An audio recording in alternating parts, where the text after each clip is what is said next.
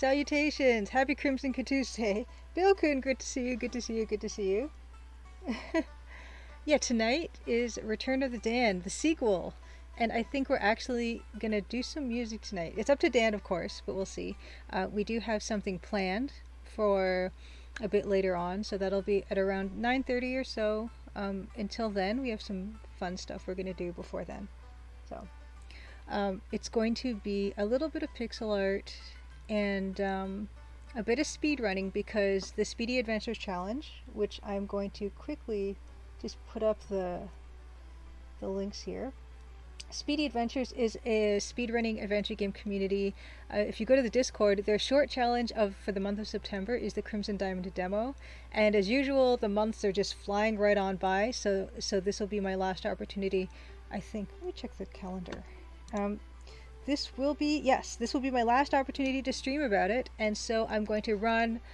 A couple attempts at things. The first one will be the open all the doors, cupboards, and drawers in the game speedrun, because I did try to do it, I think last couple weeks ago maybe, and I forgot to open a couple the two double doors in the hallway. So I'm going to try to do a legitimate run of that tonight, and hopefully be able to post and submit a time.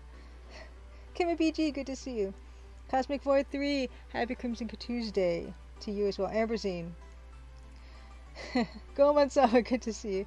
Jim Matt, happy Crimson Tuesday, good to see you. Blah Holtzen, happy Crimson Tuesday. Yes, so we're gonna have a Dan hopefully, and it's gonna be hopefully a Dan that's gonna be doing some music tonight. But we will see, because Dan is busy, and we're lucky to have him whenever we can get him, and it'll be up to him to dictate what we'll be up to. But there is a plan. There is a plan in place. I've given him some notes on things that I'd want to do tonight, and hopefully we can do those things. The Deluxe Tux, yes. Crimson Tuesday, woo! You got too excited, you forgot to write it in all caps. So first of all, I guess we're going to start off with a developer update.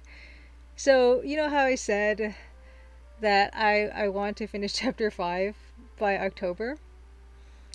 It's not going to happen.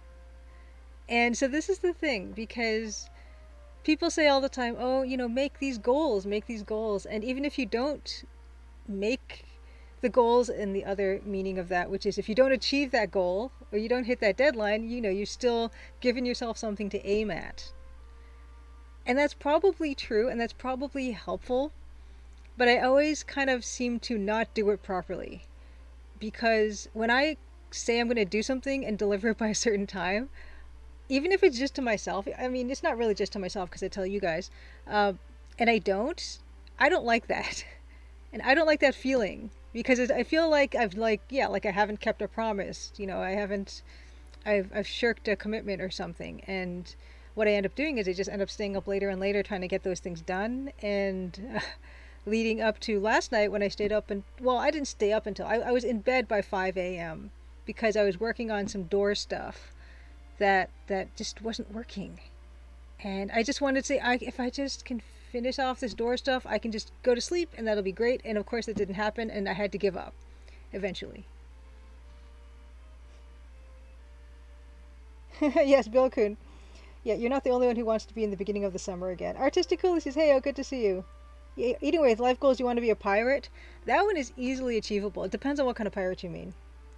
Oh, Artistic Ulysses, good luck with the hurricane. Yikes, yes.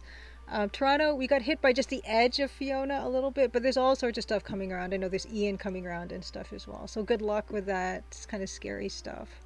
But yeah, so I'm not gonna not finishing chapter 5 by October, because October came a lot earlier than anticipated. I feel like they took a few weeks out of October. That's not something I agreed to. So yes, Ian's hitting tomorrow. Yes. Artistic Ulysses. Good luck with it. Yes, exactly. Deluxe Text, just download BitTorrent or something and you're a pirate. It's a lot easier nowadays than it was back then. Yes, Schema BG, yes, doing Code Crunch as a single dev team, yeah. So I don't like it. I don't like, I've been pulling longer nights and stuff just to make this goal that I set myself up that I can easily break, and it will be not capped, but I don't like it. Doesn't sit well with me.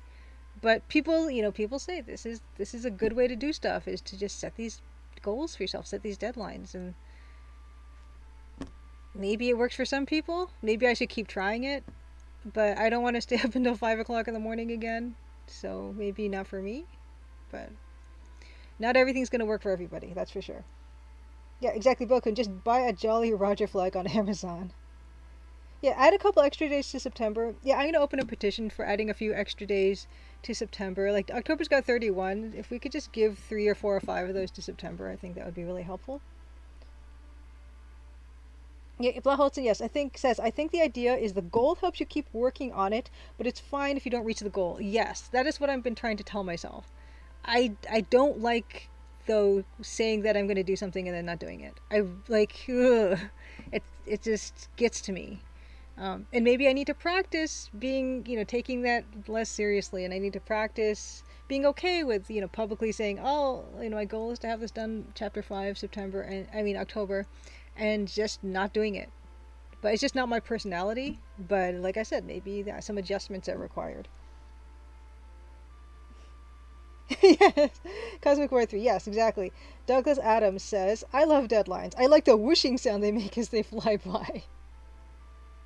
Yes, new deadline November 17th, no year set. Which I think I mentioned this like maybe last week or the week before, how there is no publicly facing launch date for the Crimson Diamond, but Steam, when you have a Steam store page, they do require you to give them one, even though it's not publicly displayed on your store page.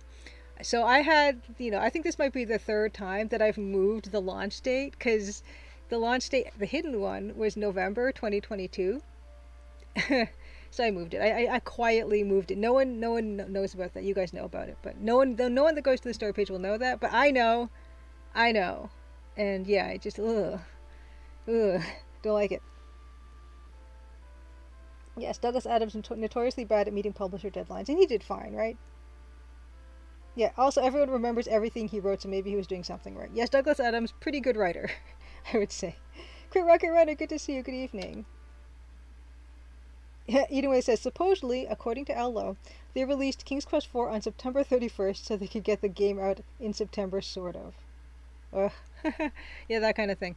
So yes, not happening. I got hung up on some doors. Mm. And the thing about the doors is it's actually something, speaking of the speedrunning community, it's something that the speedrunning community was requesting. Well, one person requested it, and something I had thought of would be a good idea anyway, so I went ahead and implemented it, but I'm having some issues with certain very, very, very edge cases that people are probably never going to try, but I just got really hung up on, and so I might just give up on it for now, because probably no one is going to notice. But in the game, so if you're in a hallway, you can type, open left door or OLD, or open west door OWD, and she'll go to that door and open it, or close, or whatever. So that's going to work in a new version of the demo and in my current working version, but not in the current speedrunning edition, which is what is available for everyone on Itch.io and on my site and on Steam. Yes, what does getting hung up on doors mean? Adding more frames per door animation. Just adding that functionality of just adding those extra parses, which sounds easy, but it's not necessarily that easy, because I've got some mirror running scripts. Actually, the mirror running scripts didn't complicate it. What would complicate it, though, and here's what I've got hung up on. So you guys will see in the finished version of the game if I actually eventually fix this. I'm going to just tell you the problem I'm having. So there are areas where there are maybe 2 doors that you can open, and in order to get to one door, you have to open the first door. But if you say open door number 2, the script is going to be, so she's going to walk to the first door, open it if it needs to be opened, walk over to the second door, open that, right? Seems simple. The issue I'm having is just a display thing, because if she moves around certain objects, things are supposed to become wireframe or not wireframe, and because it's a blocking animation, it's just not updating properly, and it's just bothering me. So that's not working like I'd like it, but that happens. Only a few rooms is that the case. In the exterior, there's maybe 2 locations where it's a problem, and probably no one's going to try to open up door number 2 before they even open up door number 1. So no one's going to discover this, except you guys now know and when the game is released, you can try it and see if I've just forgotten about it completely or just utterly given up. But all the other doors, they work fine. Yeah, spoken like a real coder, masters. It sounds ambiguous and complicated. Just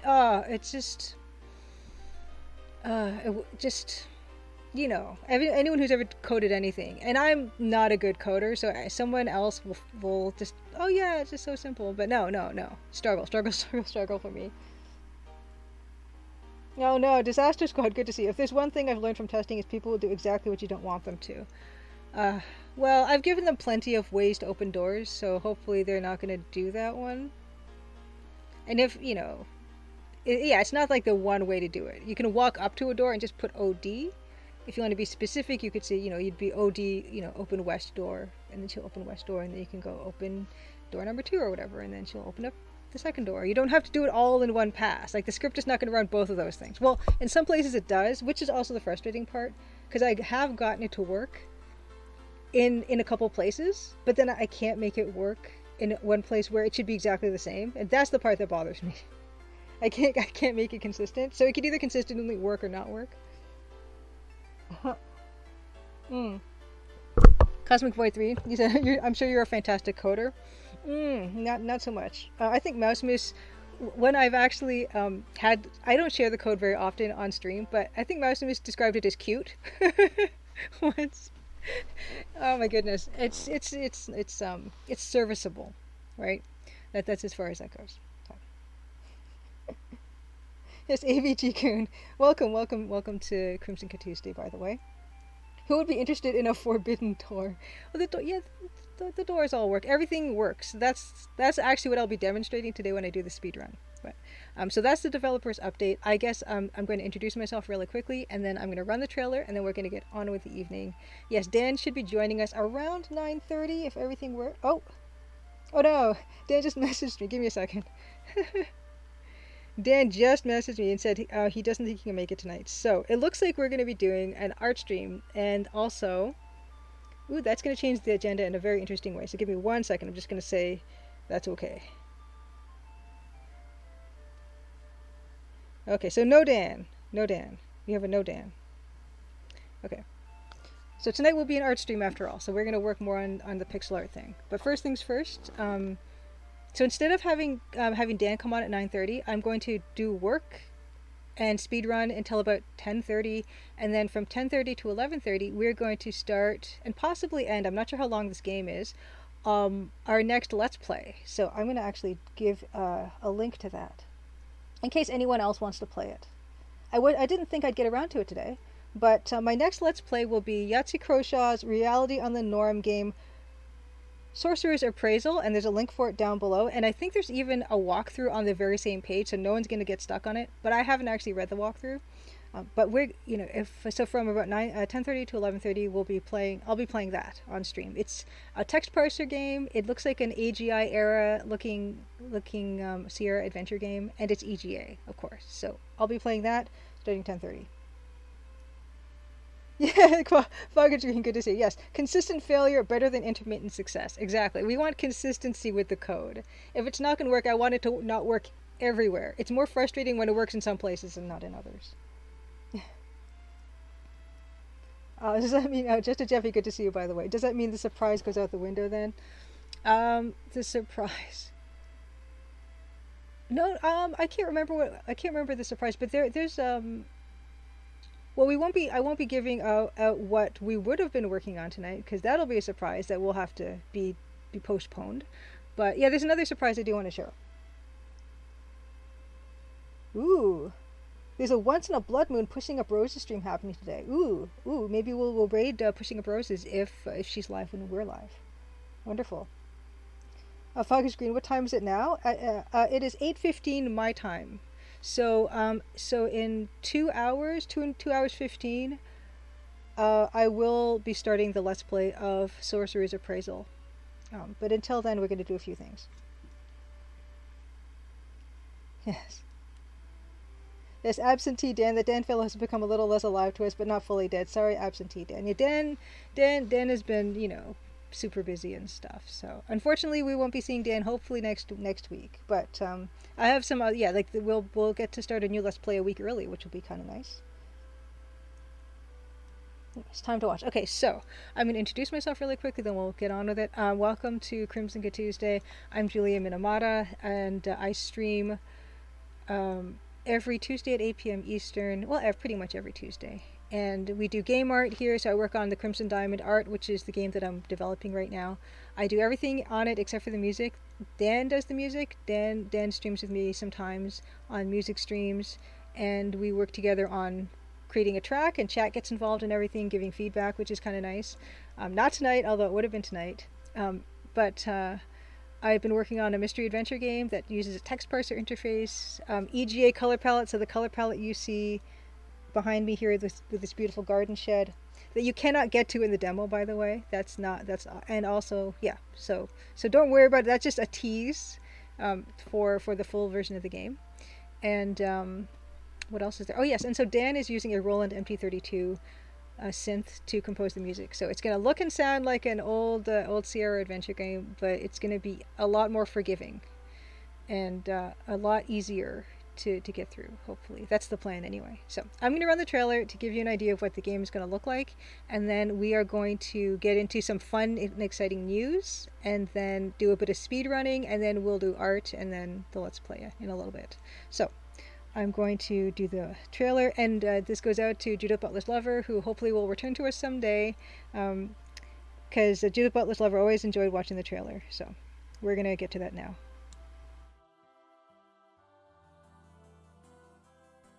Crimson, Ontario was once a prosperous, lively mining town. But that was a long time ago. Now it's quiet, nearly deserted, and some folks aim to keep it that way. Nancy Maple is an aspiring mineralogist assigned to follow the trail of a dazzling diamond. An intriguing cast of characters has converged under one roof, each meaning to get their own way. Or else. Will Nancy untangle the mysteries and machinations before it's too late? Will the sleepy town of Crimson shine once more? Find out in The Crimson Diamond, an upcoming adventure game by Julia Minamata. The Crimson Diamond demo is available on Steam and itch.io for Windows PC and Mac OS. Okay, there we go. And fog is green. Yes, the time zone. I'm in Eastern time zone, which is like the New York time zone. I think it's like Greenwich Mean Time, like +5 or something. I don't know how the time zone is in relation to Greenwich Mean Time. I think it's GMT 5, but depending on like whether it's daylight savings or not, it's confusing. So, Cosmic Boy 3. Not only. The music and art of the trailer are great. Julia's narration is super cool too. Yeah, that's me doing the voice because I just needed to do it. Thank you. I don't actually like listening to it myself, so I'm glad I can't hear it when I share it with you guys. But moving on real quick. So yeah, Speedy Adventures. So there is here are the links again.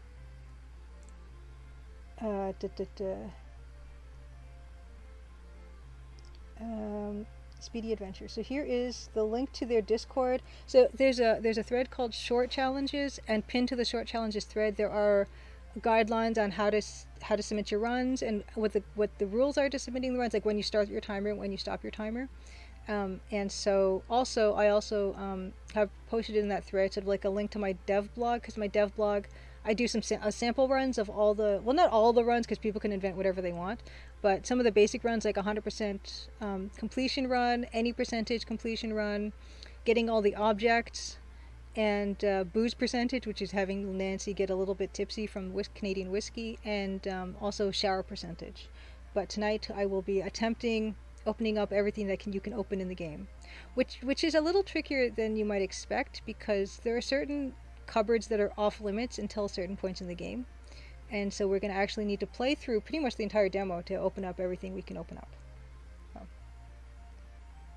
Oh, AVG Goon, thank you. I'm glad you like the trailer. Yeah, it's actually Dan. Speaking of Dan, who did the music. He did the video editing as well. So sometimes when he'll do videos and cut music to the video, and of course that beautiful track is the Crimson Diamond theme that he also composed. So that's also really nice. So please, Speedy Adventures. So the deadline is October the 3rd for run submissions. And so it's a really fun challenge. And I had a lot more fun than I was expecting to have in terms of running it. And I'll be doing that really soon. So that's that. So this is the fun kind of surprise news thing I wanted to show. Okay. Indicate. So that thumbnail is not really the right thing. But I will play this. I don't know if there will be audio, but I'll turn off my audio anyway. But here's just their little.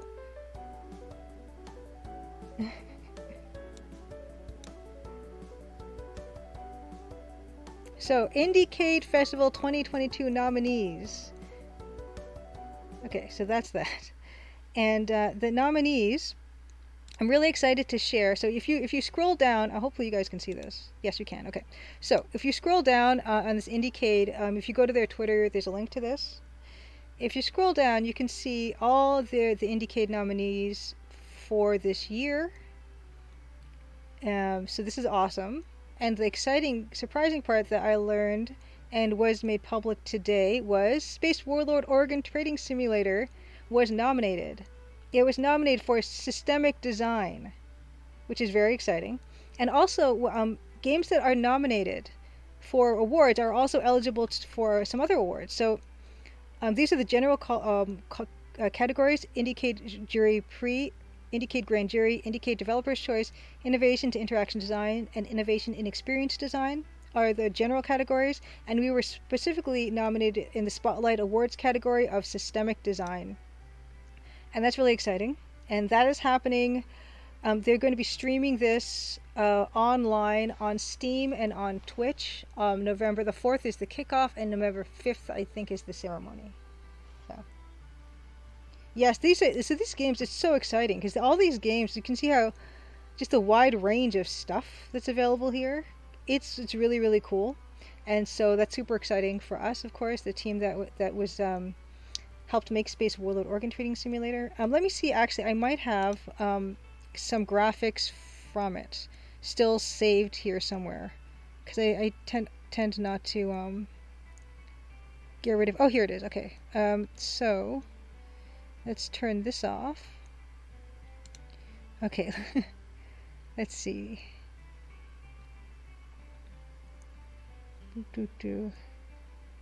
So, okay, well, that's not really the best. These aren't really the best things for this. Do I have? Oh, here, swats. This. Okay. Yeah. That's better. Okay, hold on. Okay, move this. Okay, swats. Okay. So here, this is a screen grab of, an animated GIF of Space Warlord Organ Trading Simulator. It released in just last December, and I did, so these alien portraits you're seeing along the top, I did these alien portraits, trader portraits, and then along the bottom here on the right, the organ inventory items. These are 25 by 25 pixel organs. Dio Loco, good to see you. Welcome. Happy Crimson Tuesday. Jim plays games. Welcome. Good to see you. Good to see you. Yes, Dio Loco. Yes. Colonel's Bequest is very much a big inspiration of mine for my game. Yes, the old Taffy and Teston. So yeah, these 3D models here are actually created by Ben Chandler, who works on Wadjet Eye Games art, and is currently working on Old Skies. And so he did the 3D stuff. I did the 2D pixel art stuff. So the trader portraits and the organs, and Ben did the 3D stuff, and I think he designed the UI as well. So we'll see. Beginning of November, which I'm sure will come way sooner. I won't have to wait very long to find out if we've won or not, because November is like tomorrow, basically. So okay, so that's that. I think. And yeah, just another quick aside. So this is the game that I'll be let's playing tonight in a couple of hours. 2 hours we'll start it. Okay, so actually, let me just drop that link again. If anyone else wants to pick up this game and play along, this is oh, this is the link to that. So there's the link to the page where I grabbed Sorcerer's Appraisal. It's free. You can just download it. It's just a few kilobytes. Dioloco asks, so how do you explain this love of pixel graphics? Is it retro love from older gamers like me, or pixel art that was born out of tech restrictions, have already transcended into an art form? I think it's both, Dioloco. I think sure, there's a lot of people like me and like a lot of people who grew up with pixel art who love it for nostalgic purposes. But I'm on Twitter and I follow a lot of amazing pixel artists. A lot of them who are of a much younger generation, who have grown up with other types of video games when they were kids, but they still keep coming back and they've got this. They're drawn to pixel art, and I do think it's a very legitimate art form in and of itself. It did start, of course, with limitations because of technological limitations in terms of space, with disk space and things like that. But there's so many good reasons why we stick with pixel art in certain applications. It takes a lot less time and a lot smaller of a team to develop something. And the resources is nowhere near, of course, as resource heavy as a 3D game or anything like that. So Oh yeah, I mean, in terms of like making pixel art too, you don't need like a heavy duty program. There are web browser art programs. You can get an art program. I have one on my phone that I can make pixel art if I so desire. So that's also a huge draw for it. And yeah, I think it's really exciting. There's so much amazing pixel art that I see nowadays that just really stretches the limit of what that means. And I'm not a real stickler uh, for saying what is and what isn't pixel art. I don't have any particular definition. Besides the fact that I think it should be based on some kind of a grid. That's pretty much it, I think. Um, and it's really exciting to see what people come up with. And it's a perfect type of art for small teams to develop a game with. So yeah, a lot going for it. And I do think less is more, honestly, because I find that the more realistic and specific something is, there's less room for the magic in my head to do stuff. So I actually really prefer simpler artwork that's got a limited color palette, because I have to participate in making that alive. There's an imagination involved in that. And I actually find for me, when I'm watching ultra realistic graphics that are flashing around really quickly on a screen, it does something to my brain. Like, it bothers me. It makes me feel a little nauseous. There's a bunch of things. It's just overwhelming for me, really. I like having just enough detail of things, and I kind of get to fill in the rest. So yeah, this like I mean I've done talks about pixel art. There's actually one on my YouTube channel called I think it's called the Magic of Pixel Art or something, where I talk about a bunch of this stuff and just reasons why it's great and reasons why it persists. But I love it. I love limited color, low resolution pixel art. It's so much more approachable for creators as well to use, and I just think it looks amazing. And I just like the look more than AAA stuff. I've never really gotten into the big, huge properties, because first of all, they're not usually my style of game anyway. But the look of them is just like it's too much. It's too much in my eyeballs. Yes, Jim plays games. Yes, Yahzee games. His Chizo. I've also played his series, so this is not in his Chizo Chizo series. Um, so this is something else that was just made, I think, earlier and then got finished later. Yeah, Sting1_JP. Good to see you. Long time no see. Hisashiburi desu ne. I'm working on my Japanese still, slowly. Um, Dioloco says, by the way, some of the best pixel art in 256 colors I've seen is from legendary Rick Parks of Westwood Studios. Yes, Carandia 1 and 2, and of course I love 16 color pixel art. And back in 1991 when 256 colors I used to hate. Yeah, I still prefer EGA over VGA, but I think VGA is gorgeous. It can be very gorgeous. Carandia particularly are gorgeous games. Absolutely. Yeah, Jim plays games. Yeah, it's like how movies had to be black and white out of technical limitations, but people still make black and white movies deliberately here and there. Absolutely, and it just has different effect. Um, and I like when I like when people push the technological envelope and VR and all this stuff, right? But I know what I like and what I respond to, and that's what I'm pretty much going to stick to, I think. Um, yeah, yeah. Dear Loki, you had me before I typed another huge paragraph. Great, good, good, good. Yeah, Jim plays games, love pixel art as well. Yeah, see, yeah, dear look, exactly. Back in the day, we thought that more realistic art powered by better technology would be more immersion, but in the end, at least for me, not just for you, absolutely not dear loco. I mean, there's a bunch of people that agree with you, including myself. I like vibrant colors, good pixel art, and a great story to immerse my fantasy and myself in it. Yeah, that's pretty much where I'm at with it too. Oh, you're always around in one way or another. Good to know, Sting One GP. Okay, so that's what we're going to be working on in a little bit. If you guys want to download it and check it out yourself. So we're going to move into, I think, we're going to move into speedrunning. So let me turn on my live split. So this is what you're going to need to pick up. It's just a very, very, very lightweight timekeeping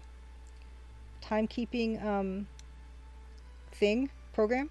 So that's what they use to time stuff for the Speedy Adventures challenges. And let me just turn off this music. Okay. And let me load up TCD. We're going to do open all the cupboards, all the drawers, and all the doors of speedrun. And I feel like when I made all the drawers and cupboards and doors openable, I just did it because I felt like I couldn't come up with a reason why they shouldn't be able to. And in the kernel's bequest, you can't. But this will be, if this is the only reason why this is useful, that's fine. I do plan on filling that furniture with kind of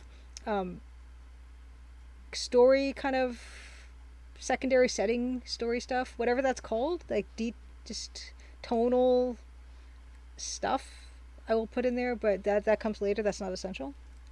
So we're gonna turn this up. Okay, so hopefully this is not too loud. I'm actually gonna adjust this. So this one has kind of a buggy sound thing. So I'm gonna actually adjust the desktop audio from OBS, so it's gonna be consistently not too loud. And let me just get to opening up the game proper. If I can find it. Live split, captioner, webcam. Where is this? Now I gotta find everything. It's just a mess. I need to get better organized. New LP. Is this it? Is it? That's not it? Where'd it go? It's not this. Oh, that's the. Oh no, that's not it. Okay, TCD. There it is. Okay, good. Gotcha.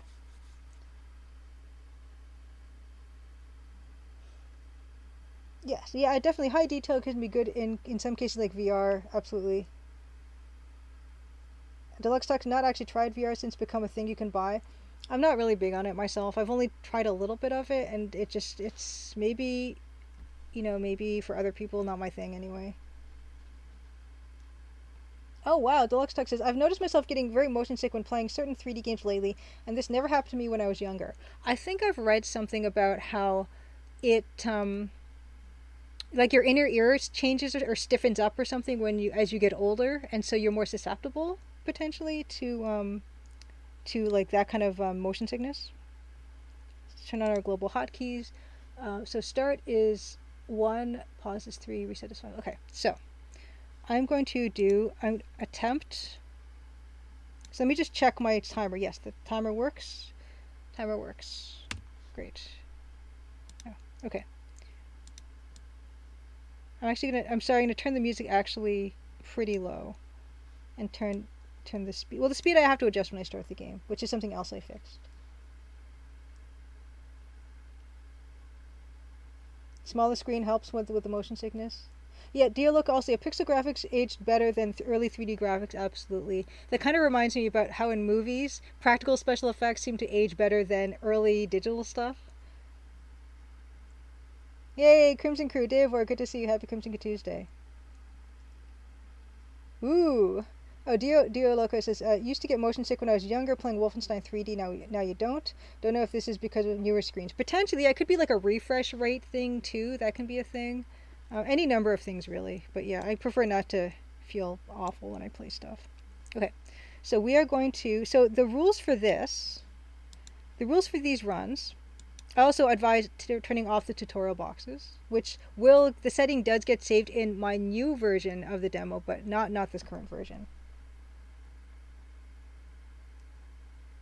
And Blaholson, yeah, I agree. How well things age comes down to art direction and stylization. That can be very true. A great example of that is Grim Fandango, which of course was a pretty early, like a 3D adventure game, but they were very mindful of the limitations that they had, and they worked with those. And that game aged wonderfully. They were super clever about it. Nelson, good to see you. You're here for the chunky pixels. We're about to do it.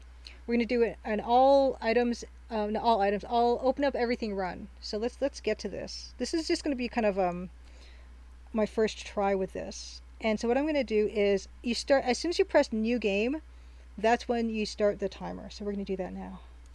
Okay, here we go. Okay. So the first thing you need to do with these is you got to crank the speed up here. ODR. Oh. Okay, so that's the first thing. Oh. Okay. Here.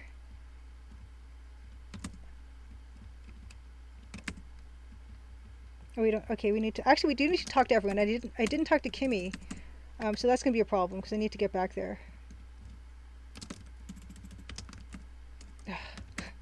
Get a little closer.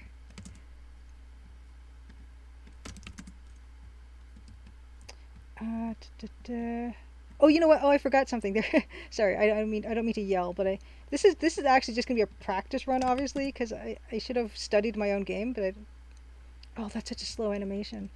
Um, yeah, so you do need to talk to everyone in the lodge. So that's kind of my fault. So this will just be a good benchmark for me. I'll do a couple attempts at this.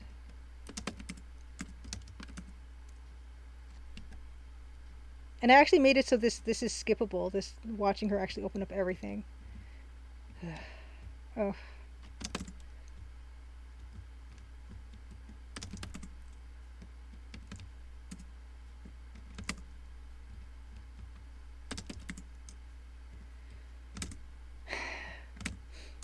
Oh my gosh, those aren't already open. Get closer. Why is this not working? Oh no, this is broken. I need to open up these first, I guess. I'm gonna have to remember that. That's some glitch. So these you can't open either because he's actually, yeah, you can't open these until after because he won't let you. So that's another little detail. So there's a lot to remember actually for this run. So I do think this is the most challenging of the runs because you still need to progress the game. Oh, I should change my tag. That'll be what I do next actually. Just let me get this run done. I don't think there's anything in here I should know. Nope. And then I will change my tag to Crimson Diamond, which I love the fact that there is a Crimson Diamond tag. So there is something in here I have to open. So TPP is a shortcut for talk present people. So that's it's a usability thing I did, but also is obviously going to help with speedrunning.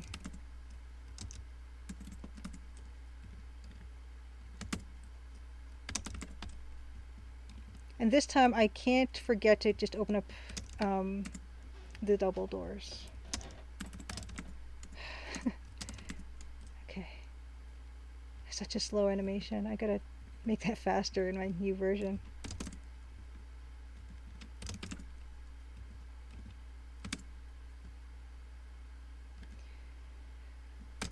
Oh boy.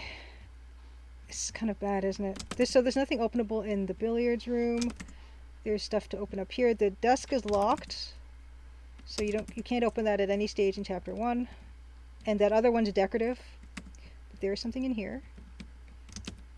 Oh, you know what I forgot to talk to Albert upstairs. So this is going to be a lousy run, you guys. This is you'd think you'd think I'd be better at this, but I'm not. Okay. Very bad. Okay. I don't even remember if I talked to these guys. Yeah, I did. Okay.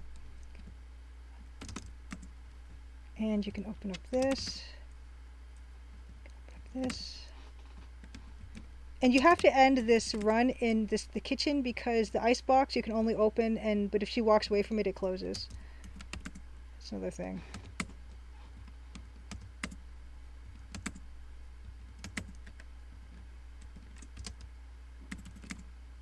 Did I forget to open this door from here? And you can't open any of the exterior doors. Oh no, you can't open any of the exterior doors because you're not allowed to exit the game in the demo.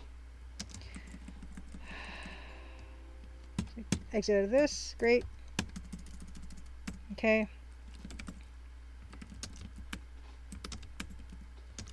Actually, I don't even need to do this. I'm not going to do that. Never mind. Oh, yeah, help Jack. Okay. So bad. I mean, you can't open up the stuff in the you can't open up the stove stuff either. 5. Wow, really bad. 450.98. I'll write that down. I'll catch up on chat as well. 450. Very, very, very bad. But we've learned a few things while we've been doing this. So,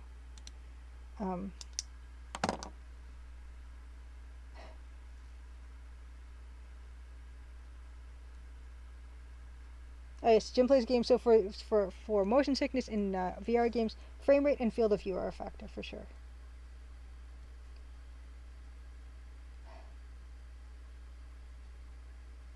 Yeah, tank control is not great on PC for Grim Fandango, but yeah, for consoles it's pretty decent. I would imagine. Yeah, talking to Kimmy's the bane of the Maple runs. Oh, no, Sam, I'm glad you like seeing the game. I enjoy running it like this, but I need to optimize this.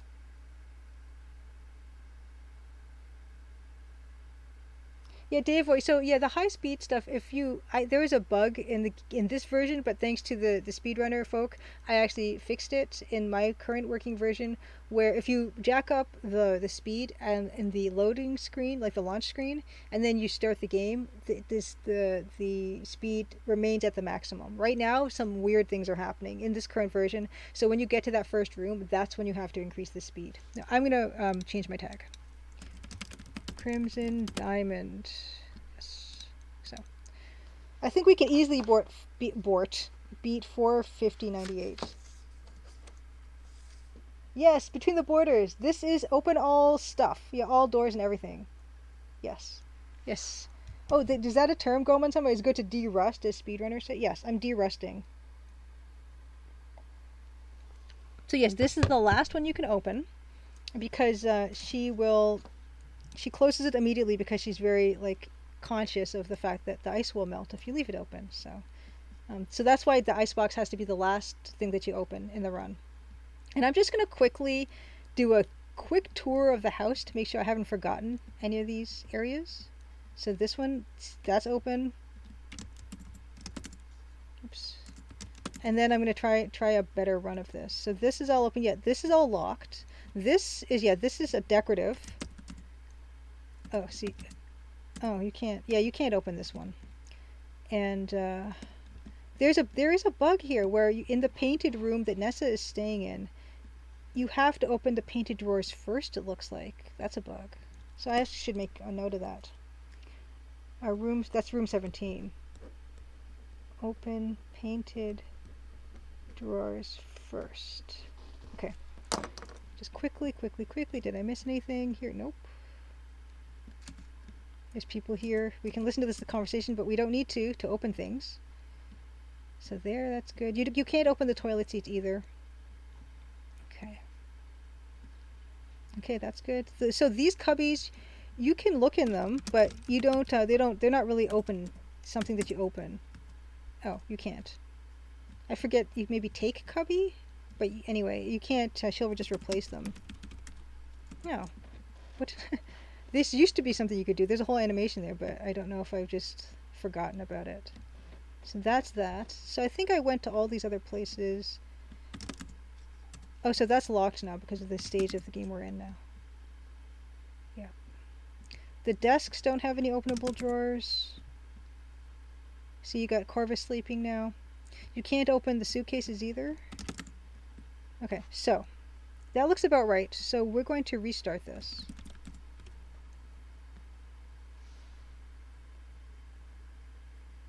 Yes, Deal Loco, that's a very good point as well. Good game packages and good manuals. I was actually sharing a few of those in on stream because I do have some channel point rewards. One of them is redeem book, and so I've been redeeming like game manuals that I have and then showing the big box. And that reminds me, I do have a new point redemption because I felt like I should add more, but I only really added one. This new point redemption for people who have points. It's to wear for me to put on a hat, and every time someone does it, I will put on a different hat. So that has been prepared. Ah, Jim Plays Games. Have a great night. Good to see you as always. Okay, so we're gonna try this again. We're gonna try to beat that score. I'm pretty confident we can. Okay. Okay. Okie dokie. Speed. I also need to get better at typing, I think. And if there's only one door that's in a room, she will walk to it. Oh yeah, there's something in here. Oh yeah, you can't. There's nothing there that you can open. Oh yeah, you need to talk to her. The vanity you can't open either. It's locked. Why is that one slower? Oh, I forgot the boudoir. I forgot the walk-in closet again. Darn it. It's kind of embarrassing. Okay.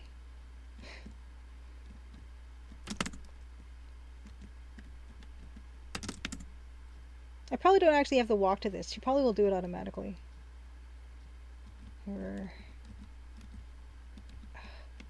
Get out. Get out of there. Oh no, and I forgot to come back here and open that stuff. Darn it. Because you can. Oh no, it's locked.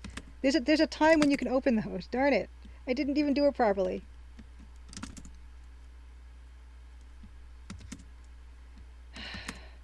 I'm still figuring it out. So it has to be after dinner. You have to go up there and open that stuff. Otherwise, the door will be locked after you help Jack. So you have to open it after dinner, but before you help Jack. We have to get into Albert's room. So this one, like I said, this one's a tricky one. Okay.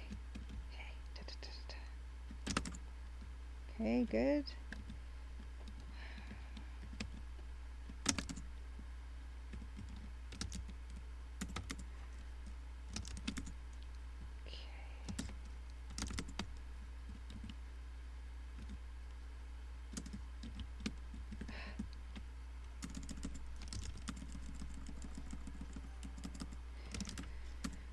Okay.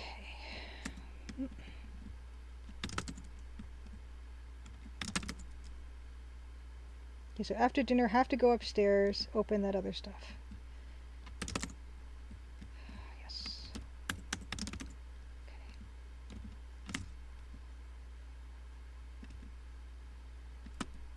Nothing to open in here, but do need that door.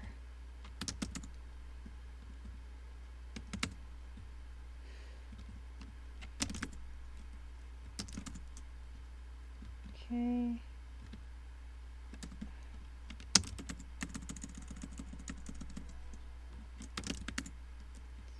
Whew.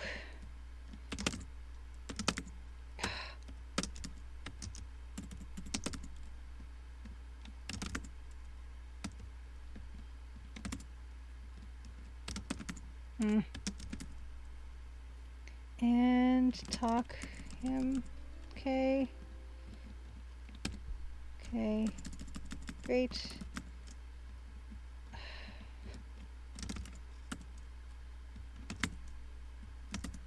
So many here, just here. I see. So this is an example of somewhere where I actually did fill stuff in.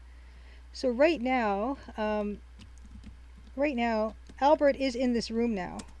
So he's no longer in his room, and it's not locked. And we can go in here, and we can open up his drawers, and his desk is locked. And I think you can open up this. Yes. Okay, so those are those.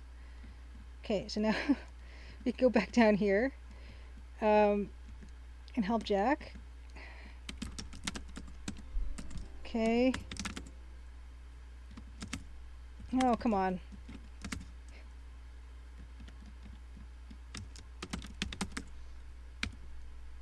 Oh no, I didn't time it. I did not time it. Yeah, only have 98.9k points deluxe tax. Is that enough to wear a hat? Yes, the wear a hat. Yes, hats off to you. Thank you. 3,000 points. I'm gonna get a hat, and then I'm gonna do this again. No, no, it's okay. I'll set the splits. Yeah, I will set the split. A new world record.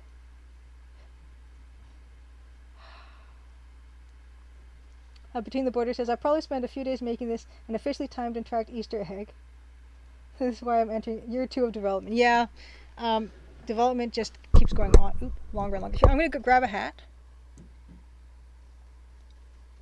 And anyone else who wants to replace the hat can redeem another pointer.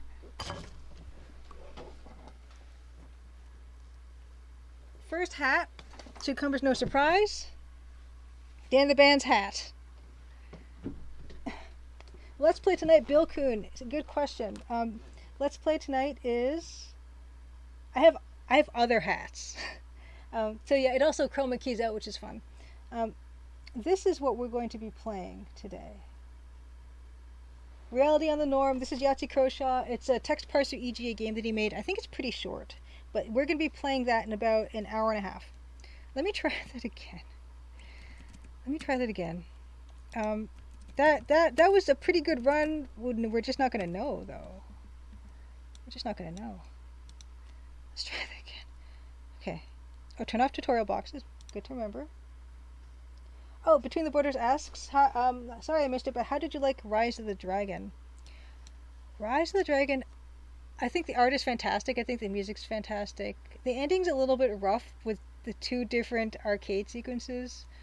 They have some really unintuitive things to do with them that I was not crazy about. But I got through them. Okay. And you have the option to skip the arcade sequences. So that it has a lot going for it in that way. So in terms of difficulty, because I think someone on YouTube was commenting about the difficulty of Rise of the Dragon, it's definitely not as hard as Personal Nightmare. Personal Nightmare is probably the hardest game. Personal Nightmare was harder than Last Crusade. Just because of the way that the map worked, because it was kind of first person and the orientation of stuff changed depending on which way you were facing. And I find that extremely confusing. And the inventory system in Personal Nightmare was extremely cumbersome. So for me, so far, out of all the games I've played so far on stream, I've played Personal Nightmare, Last Half of Darkness, Indiana Jones and the Last Crusade, and Rise of the Dragon. Personal Nightmare was definitely the hardest. Indiana Jones and the Last Crusade was second. Rise of the Dragon, and then Last Half of Darkness. Between the Borders, you have never finished one of those arcade sequences. There is another sequence that you can't skip that is the wiretapping puzzle, and that was probably the hardest thing in the game. And a lot of people did not get past that. Bilkin says, Rise of the Dragon was better than I remember it being. I appreciate it much more now than in the first run. Yeah, I enjoyed it. I enjoyed it a lot. It was one of the simpler games. Like, that might just be because I played all these other games that were harder and known to be harder, but I thought it was pretty good. Yes, yeah, Dave, yeah, some of the stuff in Personal Nightmare, like getting the car to crash felt like nonsense. Yes, that was extremely challenging. And just other things like important items were not visible on the screen and you wouldn't know that they were there, and you weren't told they were there. Very easy to miss stuff. So yeah, that one was definitely the hardest so far. Yes, Dialogo, back in the 90s, adventure game reviewers in the magazines burned adventure games that had mazes or arcade sequences. Yes. Oh my gosh, you know what? Yeah, at least Rise of the Dragon did not have a maze. I mean, Last Crusade, the castle kind of had a maze, and a couple mazes actually, and I was not fond of that at all. Oh, Confession Deluxe Texas. I have a hard time with the speeder in SQ1. I've actually not played the Space Quest games too much, let's try this again. Let's actually make the timer work this time. Okay, good. We got it. We got it. We got it. We got it. Okay. So this is it, you guys. This might be the last time I do this. If I can just not do a bad job. Okay. Oh my gosh, really. Be better at your own game. I'm not gonna forget this thing in here, and you can actually she'll just walk to it. So I actually need to walk less and let the commands do more for me. Make them work for me.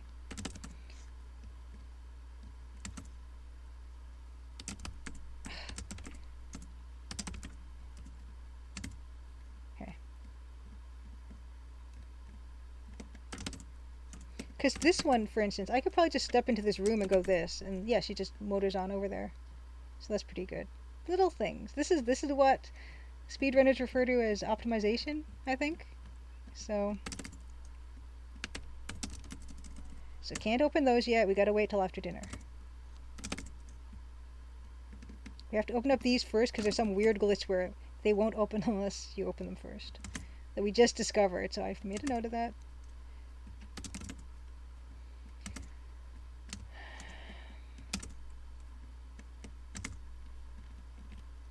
Better path through the furniture that time.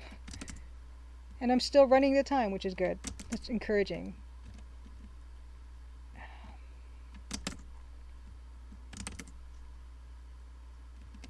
Okay. There's nothing in there. Go down, down. And you can't open the front doors either because of the fact that you can't leave in the demo. So none of these exterior doors you can open. Okay, I'm feeling good. I'm feeling good. This is good. Not gonna listen.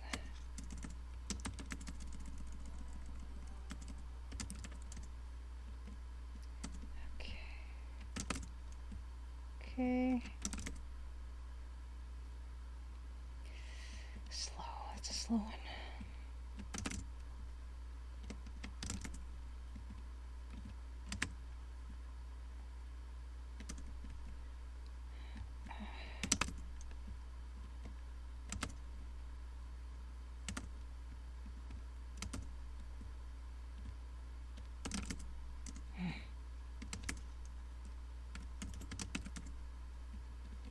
Okay. Oh, this is a pretty good time. Unless I forgot to talk to somebody, which probably happened.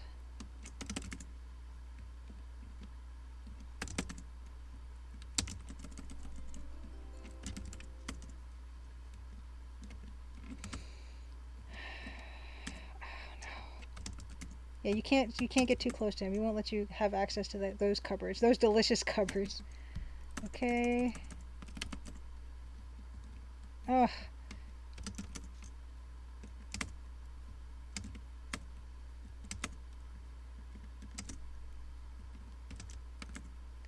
Okay, we have to go back. We have to get up there.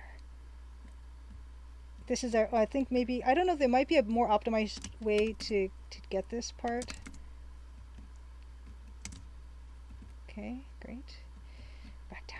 Go back down. Okay.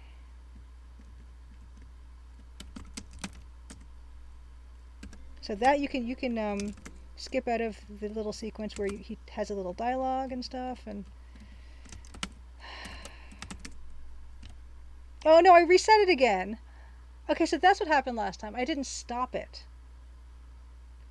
Okay, so what? I just pressed the wrong button. So I did have the timer working last time. Does anyone remember the time that was just there before I cancel out of it? Vaguely. Reset is 5. Pause is 3. I gotta press pause next time. Edmund Detour, good to see you. Just under 4 minutes. Okay, nice. So just under 4 minutes. I will do that one more time and try not to mess up this time. Anna CG, good to see you. Grindaslav, good to see you. Thank you. So yeah, I added a new channel redemption, Grindaslav. So for 3,000 channel points, you can get me to change this hat. And I have a few hats prepared. So this, of course, was the first hat. going to wear it tonight. Dan will not be joining us tonight, unfortunately, but this is I'm representing the house of Dan. Yes, being able to skip. Hats off to you. Thank you. So Jim Plays Games has done one 14 minutes ago. Oh, that was the first one. Okay, so hats off to you. Anna has redeemed hats. So let me get it. I'm going to grab another hat. I need to put a timer on that clearly. Thank you guys for helping me test my new hat redemption. Grindislav, of course. Grindislav is Francisco Gonzalez, who is currently working on Rosewater. Grindislav, are you streaming Wild West Wednesday tomorrow at 1? Okay. So we have how many? We have 3 hat redemptions. So I'm going to set a timer. We're going to do 10 minutes per hat, okay? So let me get the next hat. We're going to do this properly. I'm going to not reset the time. Here's the next hat. All right, let me just take a quick look so I'm doing this properly. Okay. You should be nice. What are you going to be streaming? More audio stuff, right? Because Grindislav right now has been doing voice recordings of his voice actors for Rosewater, and he's gotten these amazing voice actors. So I imagine you'll be doing more editing of that stuff. Okay, so I'm going to start. I've started a timer just now between the borders. So there will be an alarm that will go off, and I will change my hat, and I'll do the second hat. Okay. So I'm going to practice. I'm going to practice doing the timer. That's okay. That is start. Okay, that's stop. Just press the same one. Just press the same one. Don't get fancy. This is reset. That's reset. Okay. So we just have to press 1. We just have to press 1 again. Got it. Got it. Okay.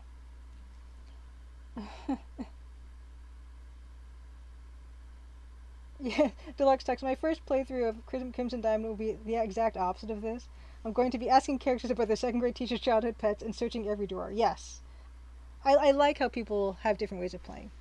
Dio Loco asks, what is your favorite pixelgraphic artist from the 80s and early 90s? Doug Herring, who did the art for the Crimson Diamond, my favorite. I love Mark Ferrari as well, but Doug Herring has a special place in my heart because he did make the Colonel's Bequest. And I love that idea. I also love the hat, but still. Yeah, we just want you to see switching hats every 30 seconds for the rest of the stream. That'll make people burn through channel points, for sure. Yeah, Dio Loco. Yeah, there's a ton of amazing artists. But yeah, for sure, Doug Herring, Mark Ferrari, of course. Nowadays, Octavio Navarro, who also worked with Mark Ferrari on Thimbleweed Park, is an amazing pixel artist. There's a ton of people on Twitter, like Cast Pixel is amazing. Yes, it's kind of a pixel art hat, isn't it? Yeah. Okay. Thank you. I'm glad you guys like this hat. I've been told I look good in hats, so I'm fine with this channel redemption. I think we'll see. Okay. Each speedrun with a different hat. Okay, we're gonna do this. We're gonna do this properly. Oh my gosh! And I'm gonna just let me practice starting and stopping that timer again. Just press 1 again. Just press 1. Don't overthink it. Don't overthink it. Okay. Restart. Okay. Turn this down. Okay. Press 1 again to stop it. Okay. Okay. Turn off tutorial boxes. Okay. Massimo says each speed run will be a different hat. Find that lucky one. I've already committed to the 10 minutes. I've got 7 minutes left in this hat. So you're going to get your money's worth. Okay. New game. Don't overthink it. Okay.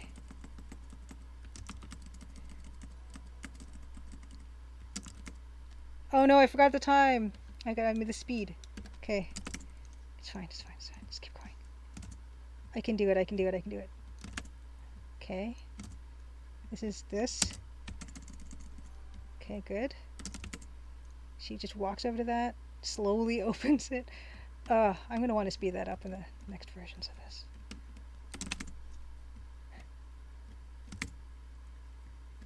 That's for some reason that drawer is slower. Why is that?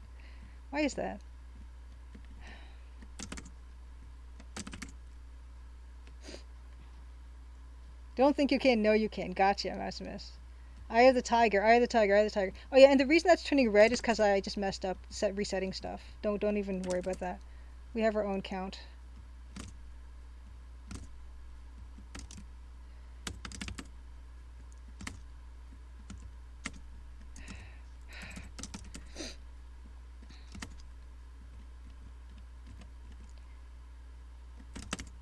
Yeah, I just yeah, I messed. Oh yeah, I gotta talk to this guy. Yeah, don't worry about the fact that the number's in red. It's not a concern.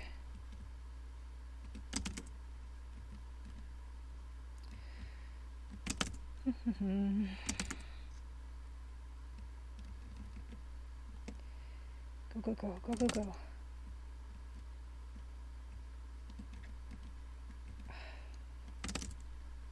Just press the one. Just press the one. Don't mess up. Eye of the tiger.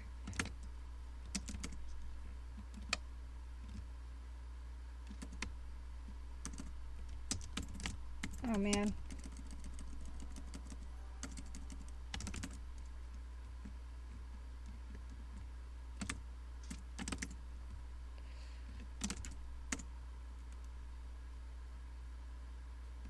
Let's go. Let's go.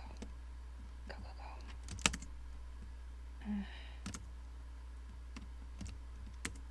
Gosh darn it.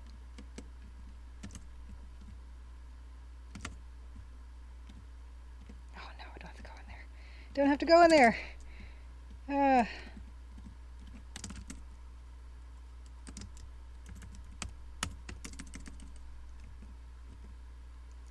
Why?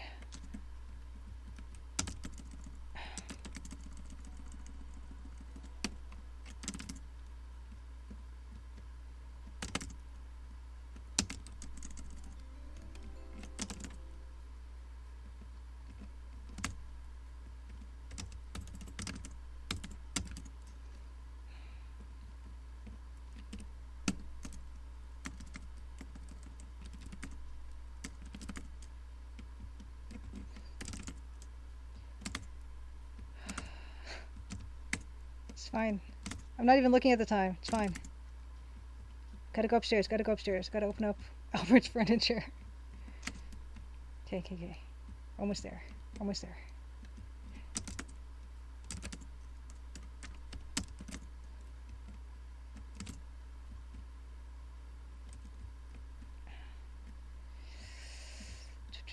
Help Jack. Help Jack. Help Jack. J? Okay, that worked. So you don't have the spell Jack. It's fine.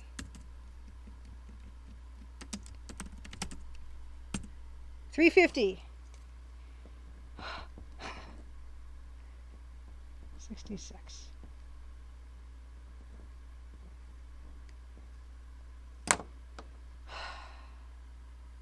Deluxe Talks asks, if you could have Harry come in and redesign any room in the lodge, which room would you ask him to do? Good question. Maybe one of the bedrooms, because I feel like my bedrooms got kind of samey. There's the room you start out in. Oh, Edmund Detour, thank you so much for the sub. Yay. And show a fun book, Goman Sama. Yeah, I'll do that just now while we're waiting for that. What I'll do is this 2 minutes and 40 seconds on this hat. I will change the hat and then do the book. Thank you so much, Edmund Detour, for the sub. Fantastic. I would ask him to redo one of the bedrooms because the bedrooms are too similar. Some of the bedrooms, so it'd be really cool to see how he did that. And also, there are windows in the bedrooms, and so I actually got this inspiration from the Colonel's Bequest because you can see that gorgeous moonlight shining in through the windows, and so I have a little bit of that. Like you can see a bit of moonlight here, touching on here, and you can see it more in this room. But you don't see this in the demo, but in the chapter 2 of the game, which will be in the full game, this room looks completely different because it's got daylight coming in through those windows, and so everything outside that's dark is light. And the bedrooms upstairs as well have a little bit of suggestion of moonlight and sunlight here. So you can see mostly on the bed here and the nightstand, and so it'd be really cool. I love how he did that, the light in through the windows, and so it'd be really nice to see how he would treat those. Yes, yeah. Dave, wait, the numbers are in red because when I was just practicing, just starting and stopping the timer, um, it I can actually clear that. I'll clear all the splits. Um, control. How do I do this? Settings.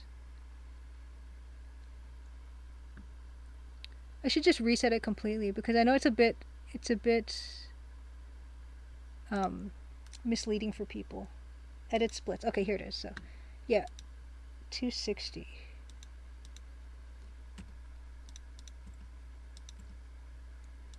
Splits editor. Um, no, cancel. Yeah, I don't know how I can do that. One. Okay, so now it's reset. So that's good. Okay. 27 seconds for this hat. Yes, exactly. And as sole developer, I guess she's always juggling hats. Yes. Yeah. So but I daytime in the conservatory. I really love that. So yeah, it's just a matter of having that all be done. Ooh, 10 seconds. Okay. Between the borders, thank you so much for stopping by. Happy Crimson Tuesday, and have a great rest of your week. So just ending up on this hat. Okay, so that's that hat. So that's now I have two hats to go. I will get the other hat. I will show a book. And actually, I will, speaking of saying that I've been kind of showing a bit of big box stuff by showing game manuals, I will show a game manual and a big box today for that. Next hat. I'm going to run it. I don't know how much, I don't have that many hats, but I have enough hopefully for tonight. Ugh. Okay. So, book. We're going to do Big Juliet. Okay. The book for today. Actually, I think I've already done that book.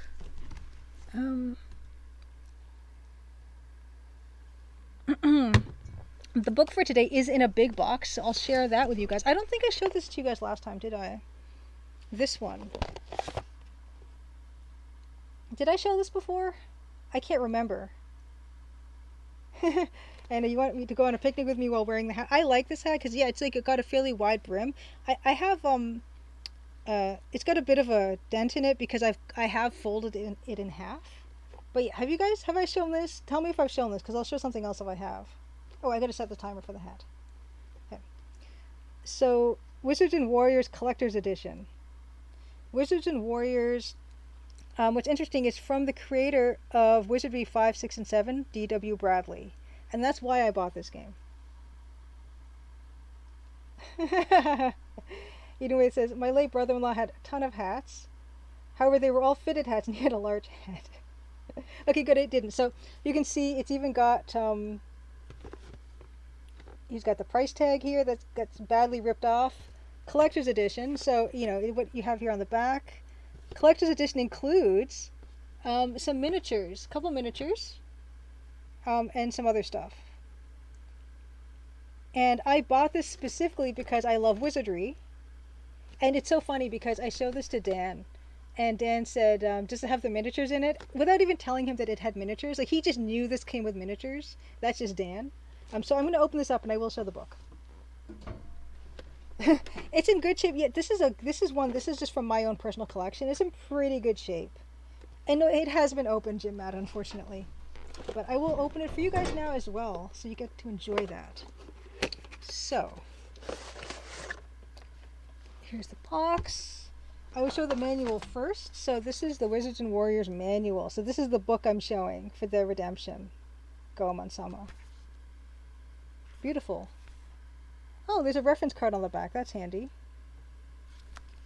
And yeah, I mean this is not the fattest manual I've ever seen. You can see that it's not like square bound or anything like that, but it's still, you know, it's still a pretty hefty manual. Although it doesn't really have illustrations. It looks like it just has in-game graphics. So, in terms of how much I love this manual, I won't say I loved it too much. I probably never even flipped through this. It looks like it's pretty much in mint condition. But I love a manual that's square bound, and I love a manual that actually has illustrations in it. So this is like okay. But still, I mean, this is probably the tail end of when they were even doing manuals. So it comes with this. it comes with, here is the Wizard and Warriors disc. Is there two? It's a two disc one, so it's a special double-sided disc case, and here's the back of it. RPG as vast as legend itself. So that's that. It didn't have like a cover to this, which is kind of interesting. That is some Dan nonsense, exactly. I mean, like, Dan, how do you know this comes with miniatures? Ooh, Anna, you just finished completing Whispers of a Machine, but just want to take a second to say, wow, that was great. Nice. Oh, that's nice. I haven't played that one, Anna, but that's another Adventure Game Studio one. Official mini guide. Exclusive first look at the clans and character roles. So this is, this is kind of nice. It's like all done in color and stuff, which is kind of nice. But again, it's a pretty thin one, but yeah, I mean, I like the fact that it's in color. It's a little mini guide. Good stuff. Special edition. What else do we have in here? We have a poster. Ooh, it's a map. Yes, Ivy Dupler, who has done voice acting for Grindeslav games as well. There is a map of Gale Saran. So it comes with a beautiful map. Very good condition, because I actually don't think I played this game very much. So this stuff is not actually used very much. And what else do we have? We have the registration card. Embark on a noble pursuit. Oh, this is for prizes. Ooh, mounted replica of 16th century suit of armor. $200 Raw Partha Publishing Online Store gift certificate. 10 Activision game packs, 5 games per pack. Okay, so this is some sweepstakes that I just didn't enter. So this is a complete, of course. And these,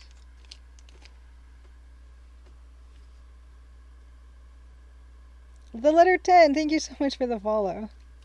Yeah, so this looks like a wizardy type of fellow, which I guess the game is called Wizards and Warriors. And then we also have like this Minotaur fellow.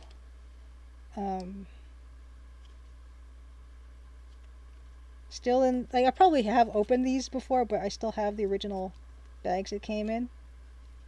So I did look up how much this was on eBay, and I saw one going for like $100 American. So I'm just sitting on a gold mine over here.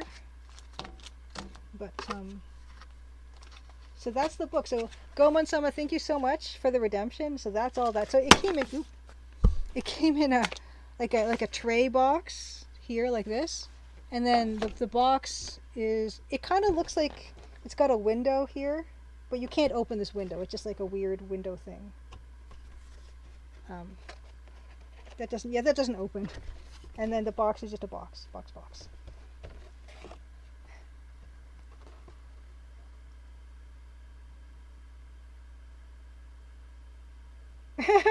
Edmund Detour says, I was so intrigued by this game. I just noticed you're now wearing a Panama hat. Yeah, this hat is just the second hat for redemption.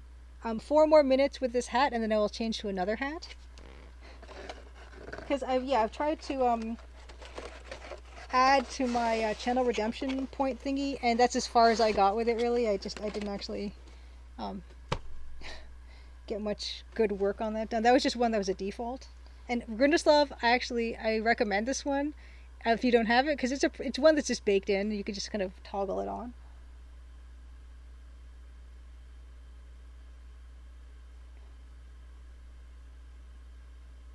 Ooh, cool. So Anna at CGG says that they had Ivy Dupler on the CGG podcast. She voiced one of the characters of hers, and she completely transformed into a different person. It was just amazing to hear. Awesome. Edmund, Edenwith, you have that game as well. Nice. Gonna change it, downloading it now. Fantastic. Ace. So this is the 3D, like, it's a PC one. So it's not NES. It is the PC release. Yeah, collector's edition, no less.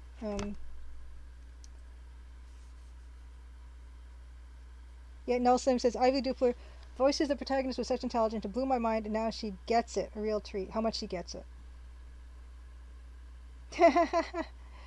Ivy mentioned at one point when she was a kid, she would turn the sound off in her favorite games and shows and do the voice acting. A true talent. Yes. Amazing. This one, honestly, I don't. I think it's well reviewed. I don't remember. I didn't play it that much, so I don't know if it just didn't grab me or what. But it does look like a very good game, and I almost feel like giving it another chance. I think it's available on GOG, actually. Okay, so thank you very much for the redemptions. We're gonna go back to the speed run. 2 minutes for this hat, and then I will switch to another hat. Photoshop. No, not Photoshop yet. We're gonna do at least one more run of this open all doors and stuff playthrough, and then I will get into some actual work for tonight. So, okay. Okay, so just press 1. Just press 1. Okay. Actually, I have 2 more minutes with the hat, so I'm going to kill time for 2 more minutes, and then I'm going to grab the next hat, and then I will start this playthrough. And see, maybe the hat will be the lucky hat, and I will beat the 350.66 that I've gotten so far. Should have played indie wearing this hat. I hadn't thought about a hat redemption. I don't know. This will probably only. I only have enough hats for like one or two streams probably. I don't have. Yeah, I don't really have that many hats. But Dioloco asks, "What are my top 5 games?" My top 5 adventure games, or just top 5 games in general. Like most of my top 5 in either would be adventure games for the most part. But I would say, in no particular order, I would say The Secret of Monkey Island. I would say Day of the Tentacle, Return of the Obra Dinn. I'd have to look at my Steam library. I would like to say, like, the Colonel's Bequest kind of is almost like I wouldn't even put it on that list because it's so much of everything that I do that um I would almost like is in a different level of game for me.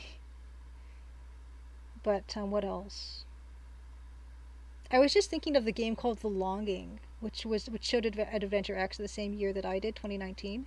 I was just thinking of that today, and I was thinking how fantastic I thought that was, and how different it was. Um, but I would have to get back to you. I really loved. I never finished. I wonder if it has to only be games that I finished. I've been playing Disco Elysium, and that's been really good. I've only played it actually on 2 sittings. I need to get into that more. Um, I really like Crusaders of the Dark Savant, Wizardry 7. I also like Dark Sun Shattered Lands. I finished Crusaders of the Dark Savant, I'm pretty sure, but I don't think I finished Shattered Lands. I didn't finish it. Ooh. Next hat. 2 hat. One more hat after this. No Sierra Deal local. It's funny because you have to play. I actually was not that crazy about playing the Sierra games. I just really like their look. I like the look of the Sierra games more than the LucasArts games. Because I like the less cartoony look, like the less zany look. Yeah, it's weird, isn't it? But I can't say that they were all that fun to play as much as other games that I've enjoyed.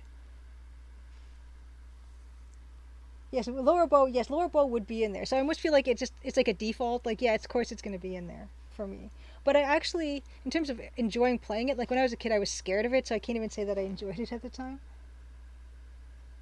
Oh wow, Deluxe Tux the Longy was your companion at the start of the pandemic. I play it's really something special. I think.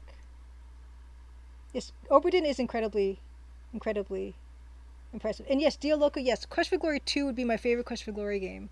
Actually, well, Quest for Glory 4 probably, but I have to say Quest for Glory 2 because it's the EGA one. Yeah, Quest for gameplay, I probably enjoyed playing Quest for Glory 4 better if I'm completely honest. Next hat.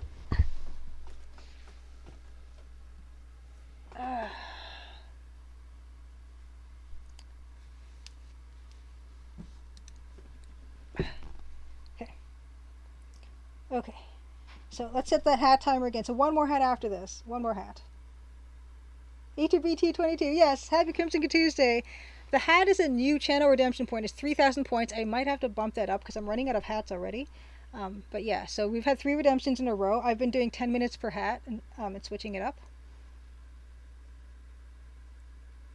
Yes, the doorbell was alarming. Yeah, it's kind of loud.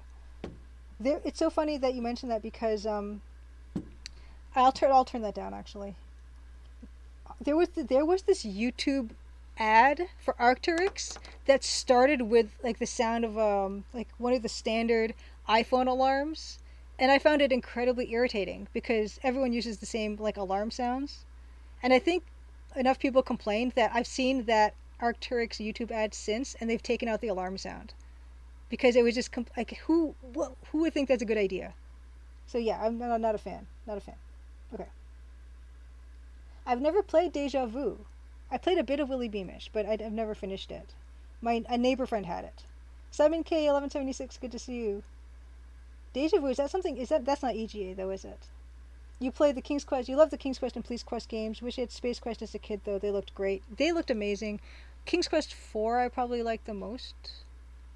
Um, if I yeah, in terms of Sierra, well besides Colonel's Bequest, like we said that Colonel's Bequest doesn't even count. Um, yeah, I think King's Quest 4 EGA text parser, Rosella, have female protagonists is really cool for me.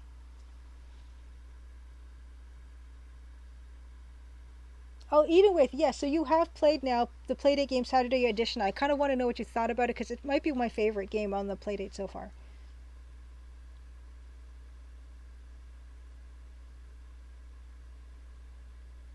Yes, yeah, yeah. Deal Loco, like Sierra made more games, LucasArts made fewer. I like them for different reasons.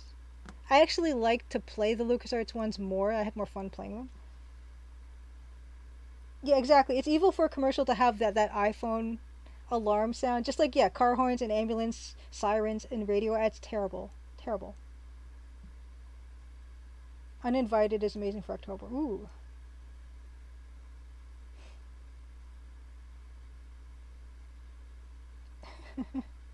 Annis says LucasArts employees were generally told not to lose money, which is a big difference from Sierra creating a company from scratch. But both companies made amazing games in their own right. That is a good point, and that's something I hadn't even really considered. Is that LucasArts was an existing and very successful company already, and Sierra was they started as a games company and they had to kind of build themselves up. So it's a good point.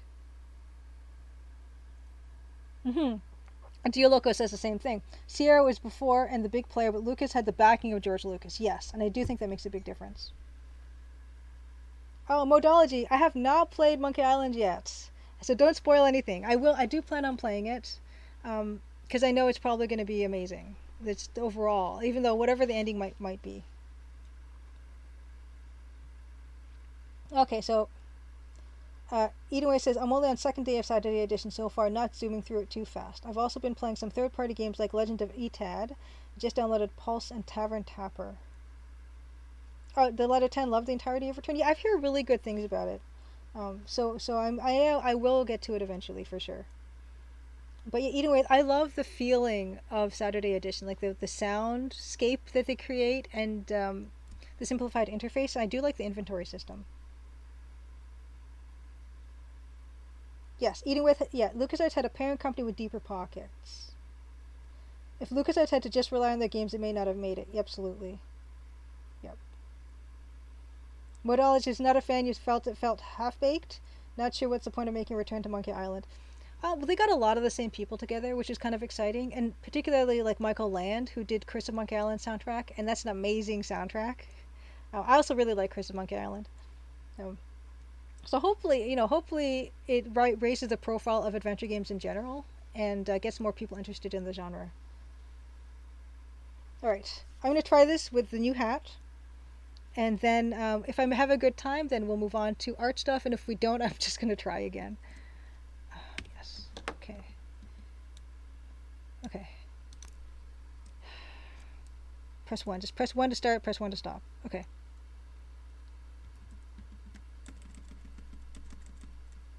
Okay. Speed.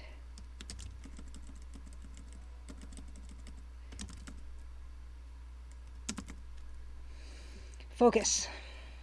I have a tiger. I have the tiger, right? Let's do this.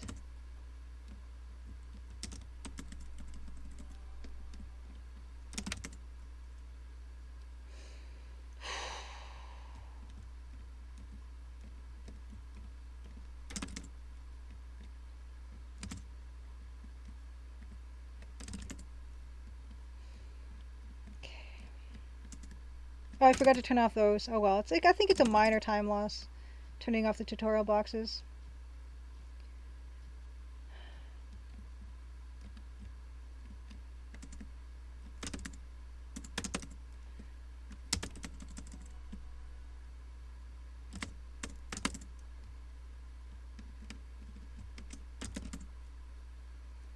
Okay.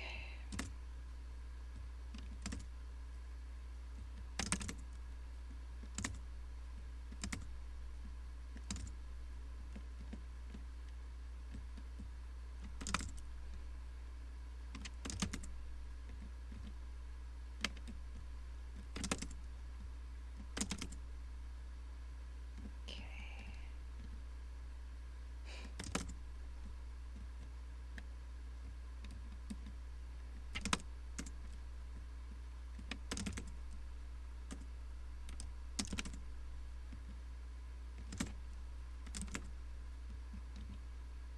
Buzz, buzz, buzz.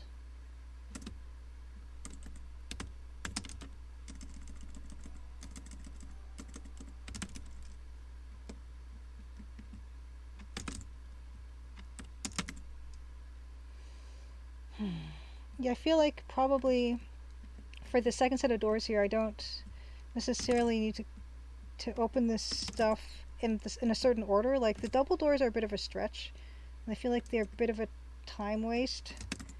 But it's fine. I'm not a pro. We'll leave some optimizations for the pros. Oops.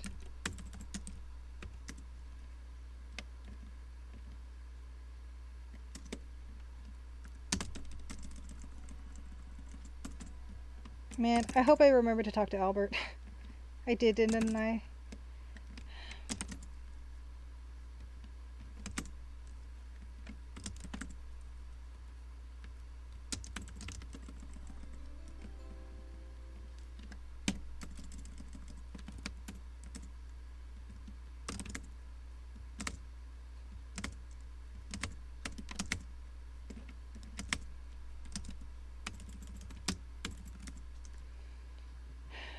'Kay. Back upstairs.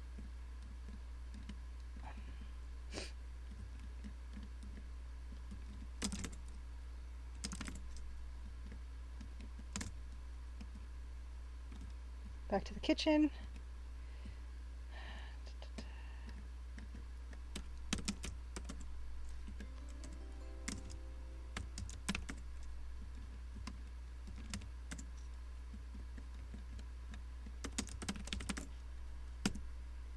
3:46:37. Okay, I'm happy with that.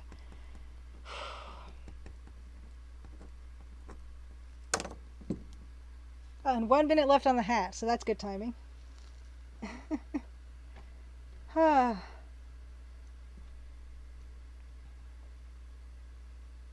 Yes, George Lucas should start up another point and click company. He's got that Disney money. Dear Lucas says innovations of Sierra, first 3D graphics of King's Quest 1, one of the first female characters in King's Quest 1, Quest for Glory series, bringing the sound cards in games since in 1988. Yeah, and they did Phantasmagoria, which is FMV. They've done a lot of stuff. So I'm not surprised that now that Ken and Roberta Williams are making a game, they're into VR because they've always been innovators, you know. So that's kind of cool because that's totally in line with what they're like. Yes, Dave, our curse soundtrack is amazing. And it says, I'd like to think that if I call the original Sarah Hintline number, I will get Ken and Roberta hanging out in their kitchen. Dave Voice says, yeah, regarding Return, it's very silly to me how many people were worried about Return hurting other adventure games. Yeah, I mean, unless you, I guess maybe if you're just launching on the exact same day or something. But I think it's probably a good idea to launch like a week or two after because if people liked it, then they might have finished it and they might be interested in other games. So yeah, I don't. Ooh, sorry. Hope that didn't startle anybody. Okay, so I'm doing the last hat redemption. Oh, Anna, thank you so much for the resub. Okay, another hat. Another hat. Let's do another hat. Okay.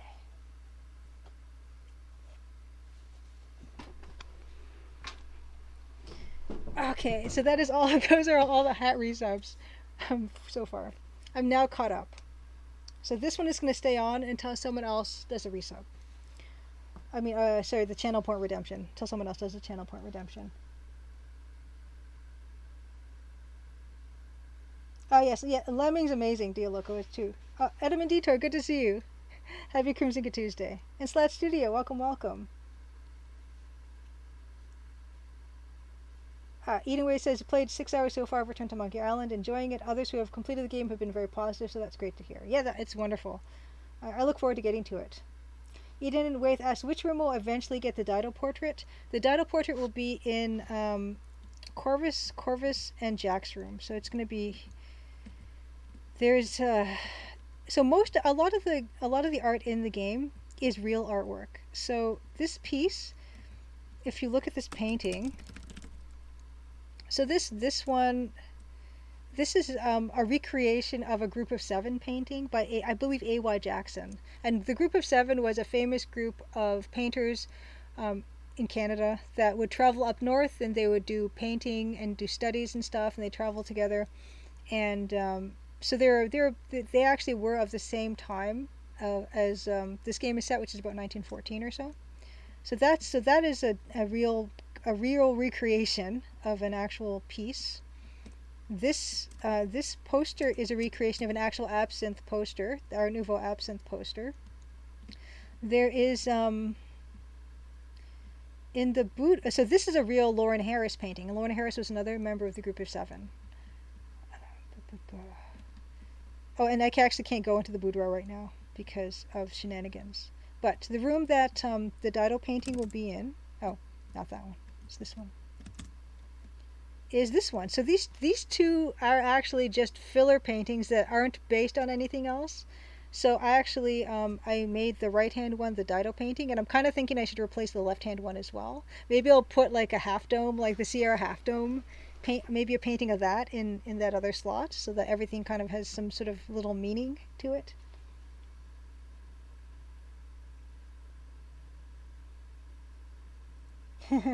Yes, the Sled Studio. This is the open all the drawers and cupboards and doors run in Crimson Diamond.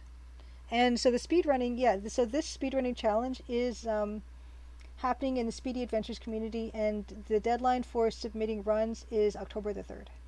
So.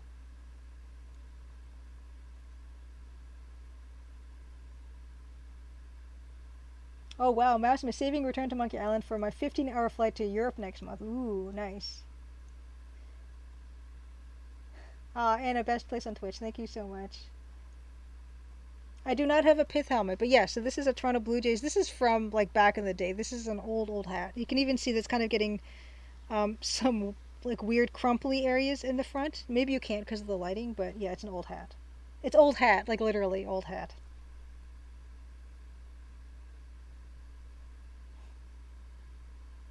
I haven't actually played the Tales of Monkey Island or Tales to Monkey Island or Tales from Monkey Island series. I haven't got around to that. It changed the. Sorry about this. I don't have any more of the timer on it. I'm so sorry. It startled people. Okay. Dear Loco, you say you're scared and awed by animation. You do art and this doesn't impress me. But natural animation, especially in 2D, is crazy. Yeah, I'm just that's my love. I'm not. I've some 3D animation's amazing, of course, but like 2D is where my heart is for sure. Okay, so we did a 3:46:37 run. So I'm pretty pleased with that. So I think I'm going to move on to doing some artwork. But thank you guys so much for watching. Yeah, and please do, if you're interested, to submit to Speedy Adventures. I'm going to be submitting this run that I just completed to them. And yeah, it's just fun times. Super fun times. Oh yeah, so this is another real piece of art that I made a little low-res pixelated version of. Oh, and then there's one in the bathroom, one more. In this bathroom, this is an Alphonse Mucha painting. It says Job. It's like a tobacco company or something back in the day, and so this is quite a famous Alphonse Mucha piece. So I tried to just include all these fun little things in there. And so, yeah, there's only one painting that really isn't representative of anything, but I'm thinking as I sit here that I probably will make it into the Sierra Half Dome, something like that.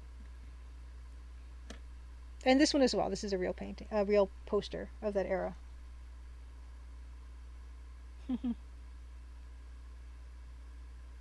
Oh, Gomez, some of you like the wallpaper? Yeah, so that's another thing. The Colonel's Bequest has some like nice looking wallpapers, so I wanted to make really as nice of a wallpaper as I could possibly do, and so these I'm really pleased with. So there's this one here, and then this one also has pretty fancy wallpaper. And it was fun trying to angle them as well and trying to make it look like that same wallpaper. So yeah, I got into it.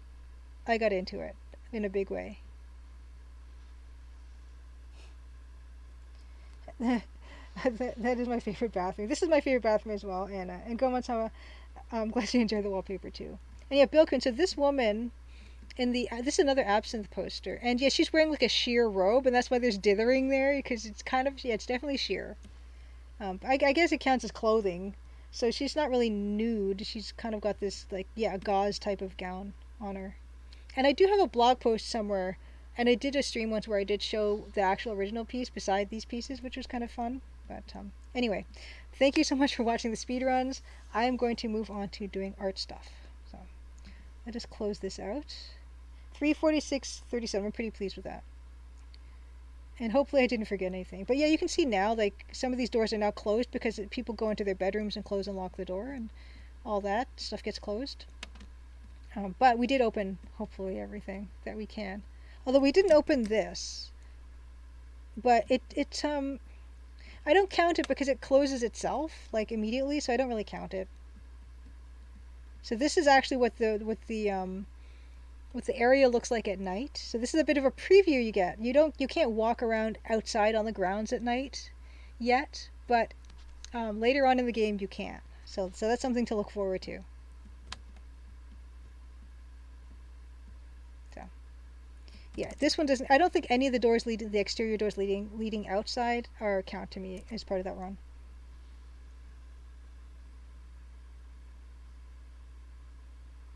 Ooh, there's will you Modology asks, will you implement hint book feature? I like the return to Monkey Island hint book. Really helps make gameplay less frustrating.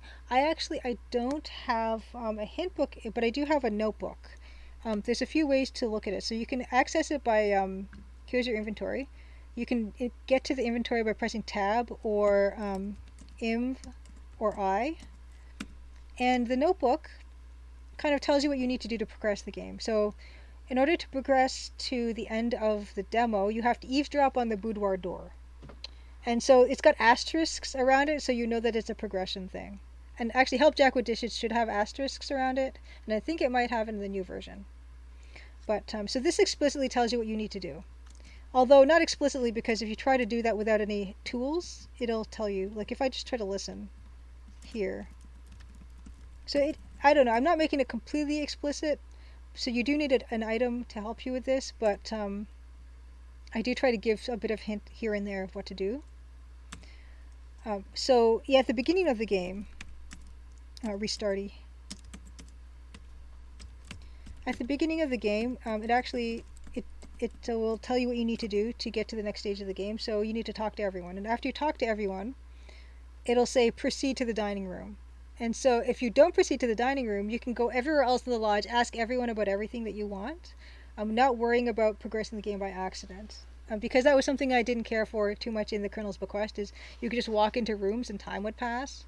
And that really stressed me out. And I wanted to take that part away from the player. And so now you know what you need to do.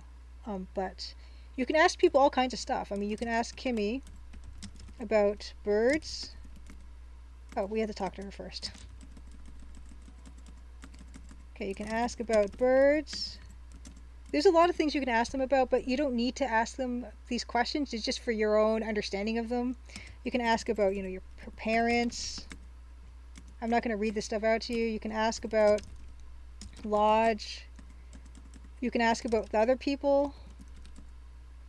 Oh, ask Kimmy about Margot. Yeah. You can ask everyone about everyone else. You can ask about Diamond. You can ask about, yeah, there's a bunch of things you can ask about, just to get you to understand the characters and the story a little bit more. But if you need to ask anyone anything explicitly, it will say so in the notebook, like ask so and so about this. I don't want it to turn into a guessing game for people. Second account, good to see you. Oh, I love how you put the my fish head emoji into that. Yes, a second account. It takes place in Ontario. I don't know if you can ask about Ontario. Probably not. No, Ontario is not in this game, but it is in Ontario. Ask about the meaning of life. Yes, I don't think I've gotten to those profound questions yet. Second account says there was a screenshot in an ad for the pawn that had a seated devil, and the text on the screen said, "Ask the devil about life." Made me want to play it so badly. Ooh, that does sound good. Intriguing. So let's shut this off. I am going to. Oh, this is crooked. Okay. I'm going to get into the Photoshop now, I think, and start up this music. There we go. Great. So this is what we were working on the other day. Tika, good to see you. Speaking of, yeah, like the speedrunning community stuff. Tika. Tika. Can I shout out Tika? Oh.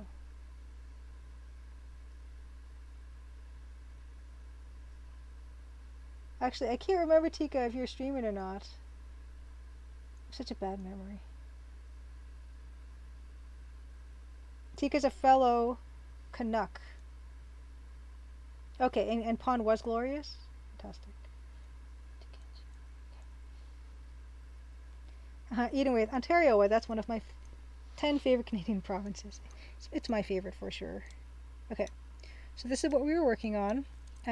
We have made some good progress in terms of how this is going to eventually be set up.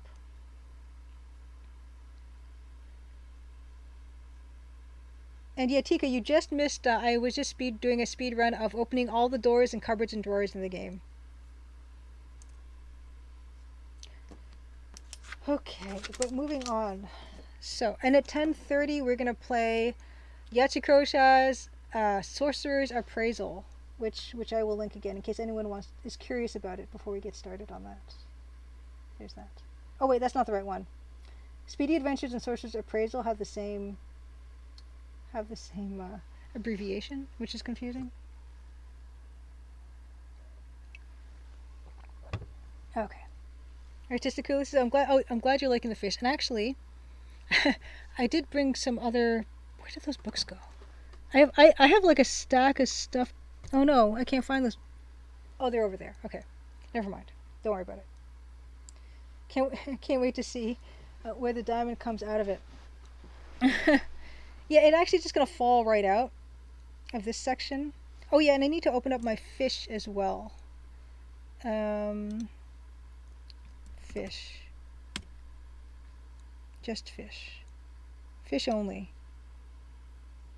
So this is the fish that was in the previous scene, and I'm just going to. I have it here for reference purposes, to just remind myself on how I did the scales and things. Rotate. Okay. So what I think I'm going to do a little bit of today. Actually, I think I need to fix the outline of that hand because the hand is looking a little thick. This is what it looks like the other one more. Okay.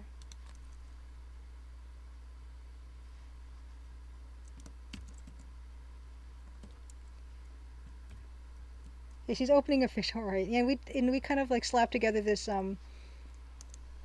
the background. Oh, you know what? I need to change my tag to art. Give me 1 second. Art. Okay, there we go. Just going to the outline of this hand is just I just noticed it when I came back to it is that it's just it's a little bit thicker than the other one, and so I just want to, for the sake of uniformity, just go in and slim some of this down.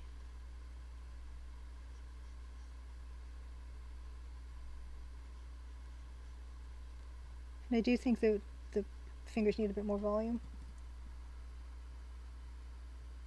Yes, let's do. Just thinking how nice the hands look. Yes, so thank you so much to the provider of this amazing reference for these hands, because I am using this reference quite heavily.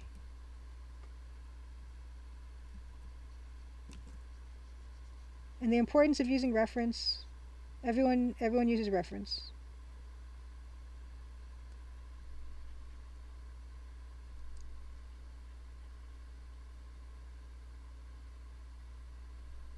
Just going in there and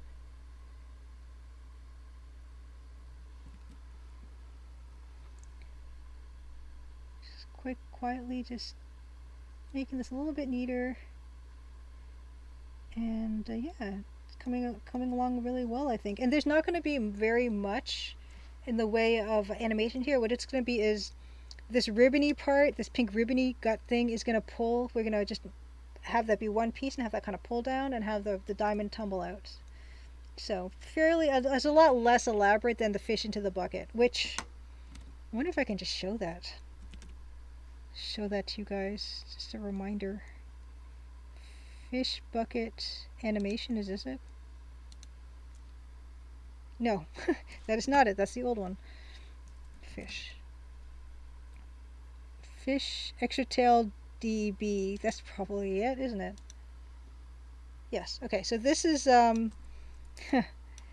we have an abundance of fish emojis that have been added thanks to this particular piece. But let's just run that animation for that really quickly. There we go. So this was this one. So this one had a lot more going on with it, I think, and the background's definitely a lot more elaborate. Excuse me. And this was my reference, and this is what's in the demo right now.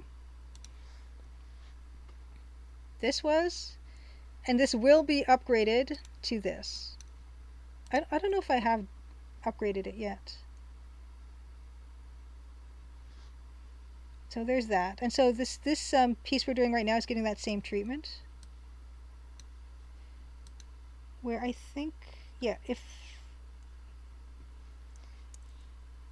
I'm not going to show you what the original of this looked like, because I think it's somewhere hidden under here, and I won't remember which layers need to stay off and which need to come on again, but you get the idea.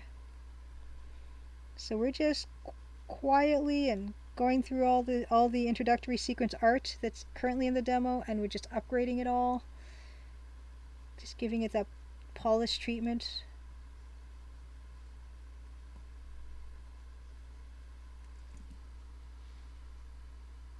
Just a Jeffy. I was away for a bit. Nice hat, Julia. Yes, just a Jeffy. I don't know if you knew, but this is a new channel point redemption. This 3,000 point redemption. You can get me to change my hat, and I did not come up with this idea myself. It was one that was already on Twitch.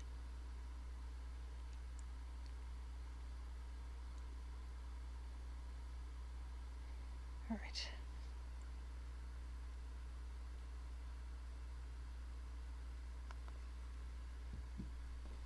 Yes, exactly. More layers, more better, but also can't find stuff. Yeah, that is a problem sometimes. And yes, and just to Jeffy, I do have other hats. So if you are, if anyone else wants to redeem, I need to set a timer on that, because we had this 3 people redeemed it at once, and so I gave them 10 minutes of hat wearing each. But that's my fault, and I need to fix that. But yeah, if you want to redeem a different hat, I can change my hat. But this is a vintage hat from the late 80s probably. I don't know if there's a date on this.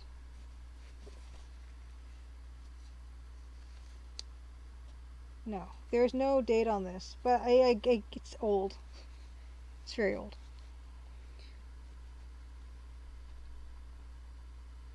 BMD nerd, good to see you.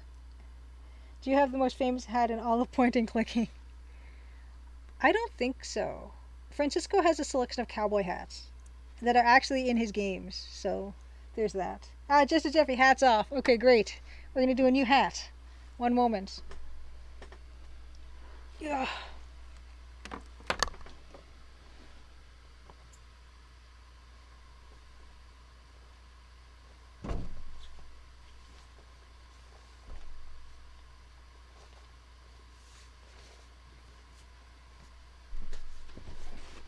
Okay. Right. I'm gonna also just quickly change the camera so you can see your hat in all its glory. And so you know it's not just there we go. It's a pretty good looking hat. Totem DOFS. Hey, good to see you. Welcome to Happy Crimson Tuesday. No King Graham Cracker hat. I need one for myself. I don't have one of those. But yes, here we go. Fine looking hat. It's got like a back part to like protect your neck from the sun, which is kind of nice. It's got a nice cord here, so it's not gonna fly off of your head, you know, in a windy day. Good looking hat. Good looking hat. All right. I guess eventually I'll just cycle through them or something. Okay. Back to Photoshop. Show Photoshop. There we go. Okay, great. I'm glad that you think it's fun, Just a Jeff. It's working as intended then. Okay. So yeah, let's clean up this fish. I mean, that's what's happening in this picture, but let's clean them up artistically. So taking our cue on the fish we have on the left, you notice that I've got this light cobalt outline on him, and so we're not going to be exactly accurate, but I think we agreed that the cobalt blue outline kind of really gives the fish a bit of extra oomph that it didn't have before. So we're going to work on that. And just basically trying to make him look more like that fish, because it is supposed to be the same fish. So maybe deepening that shadow.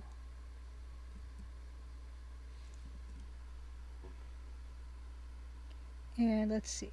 There's a bit of black in his eye, so maybe I will do a bit of that. Ooh, that's kind of nice. But kind of gives it a real fishy look to it. Fishy, fishy.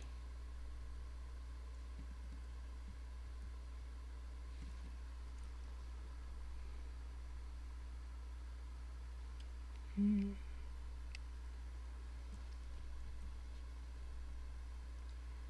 then there's like also there's a bit of a weird, I don't know, I'm not an ichthyologist, so I don't know what any of this the fish anatomy is like, but I put a weird crease in it because I saw that on the reference, and so we're going to do that too. There's a crease in his face. We have to do it in,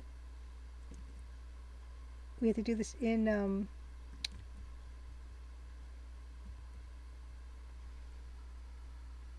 perspective. That's what it's called.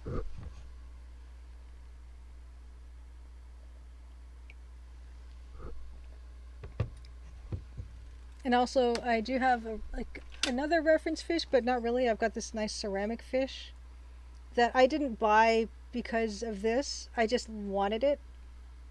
So I have a fish. So I guess me with my outdoorsy hat and this ceramic fish, that's a pretty good combination.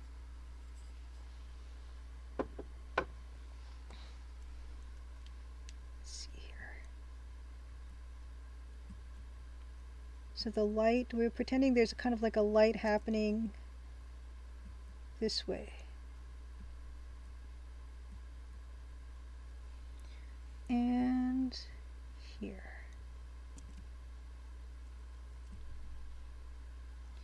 And then some weird also creasing action in his face here.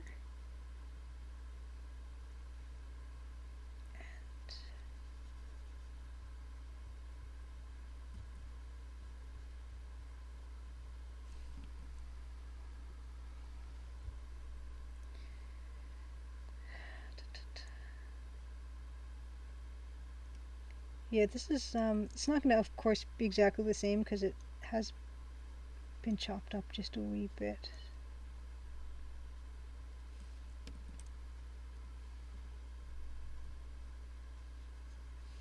So let's see, half an hour. In half an hour, we are going to start our Let's Play of Yahzee Croshaw's Reality on the Norm game Sorcerer's Appraisal, which is an EGA adventure game, which I have never played before.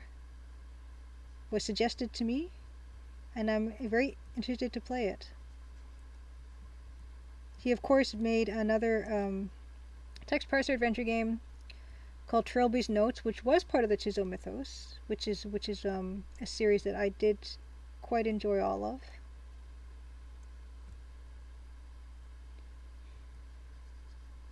So we'll see what that has in store for us.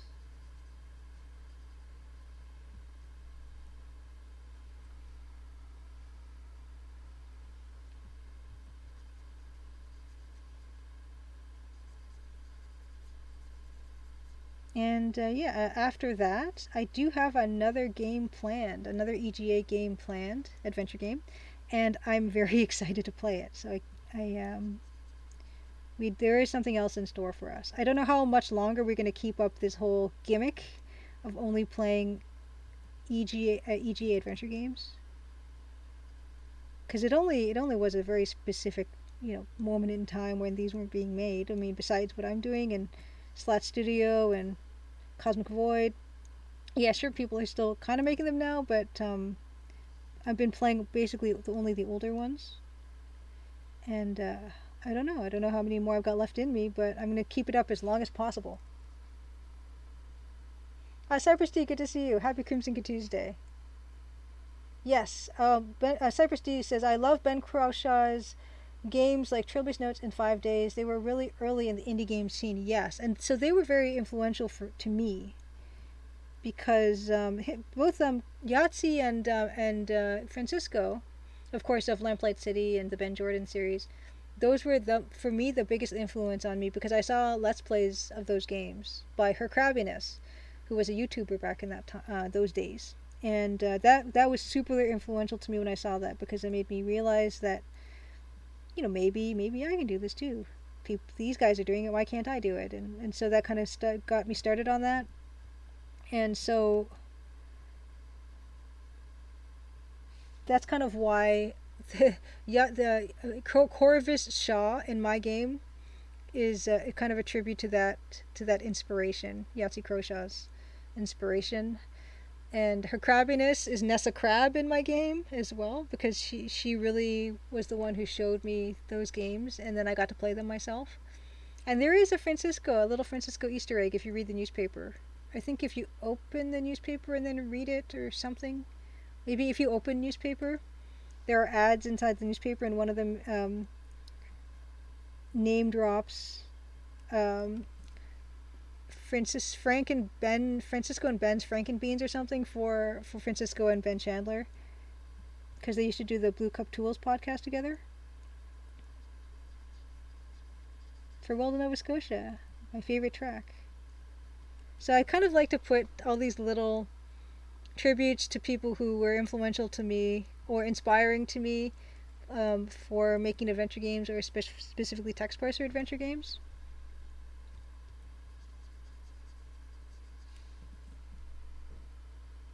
Oh, good. Bill Kuhn says, there are plenty of EGA adventure games to play. Well, that makes me feel better, Bill Kuhn. Cypress, I knew that you meant Croshaw.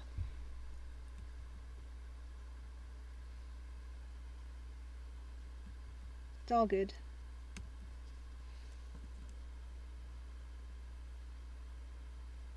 Bill Kuhn says, there will be YouTube videos after the premiere showing all the Easter eggs and references in the Crimson Diamond, just like for Stranger Things. I would love that. I'm already so excited that the Speedy Adventures community has picked Crimson Diamond for this month's short challenge because I've kind of always wanted to have speedrunners playing it, and just knowing that they picked the demo. You know what? Someone did ask me, and oh my goodness, I didn't give the proper answer because I'd forgotten. But someone asked me, how did you find out that Speedy Adventures was going to do the Crimson Diamond demo? And at the time when I was asked, I was like, you know what? I can't remember actually. Oh my gosh. Okay. So what happened was, someone of the Speedy Adventures community emailed the feedback at thecrimsondiamond.com, which is where you can submit bugs and stuff, and said, oh, they found this bug, and did give a screenshot and everything, and then said, oh, by the way, I'm not sure if you're still working on this game, but we've picked the Crimson Diamond demo for our monthly challenge.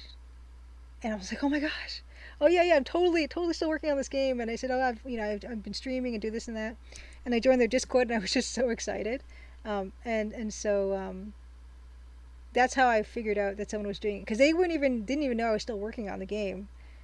So I was super excited to be able to say, yeah, totally am, and I love speedrunning. I think it's so cool, and I hope to participate as well, and kind of that's what I've been trying to do since I've known.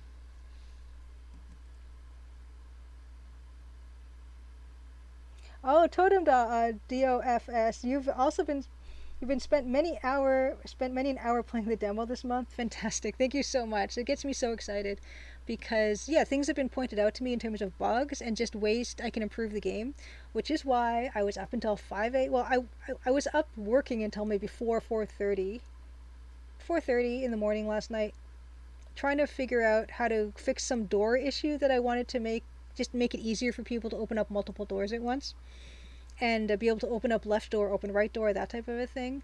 But there were other things that I fixed because of the Speedy Adventures community, and I'm just so grateful.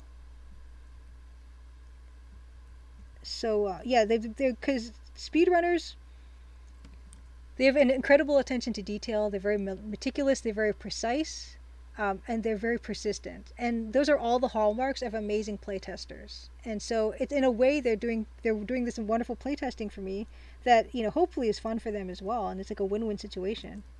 So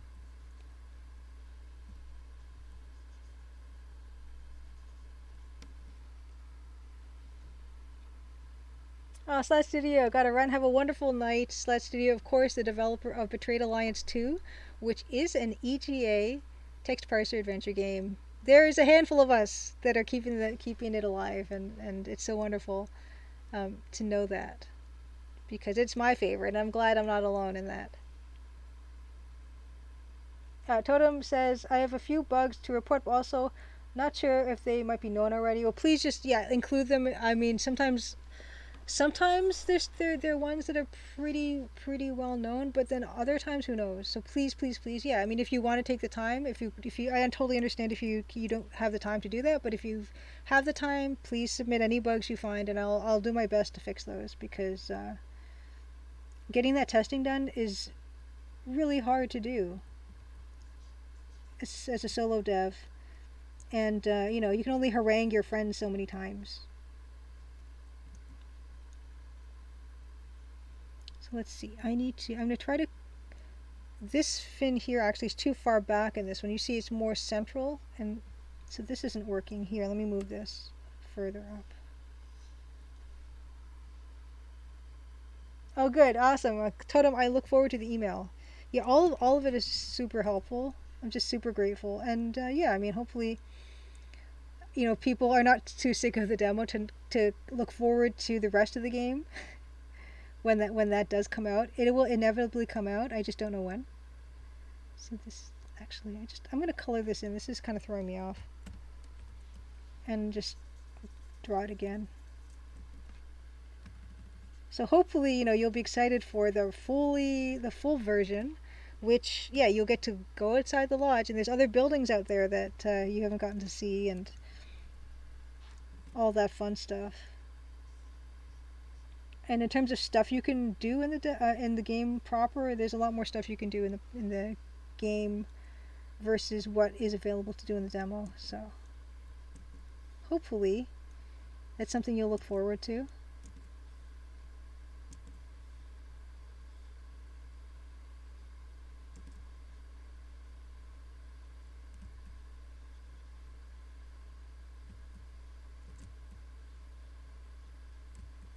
And yeah, I mean, just knowing that you've spent hours playing it, it's just yeah, amazing. How could I think anything else but think that's amazing? And yeah, I think it's really great when people break the game. I think it's totally helpful.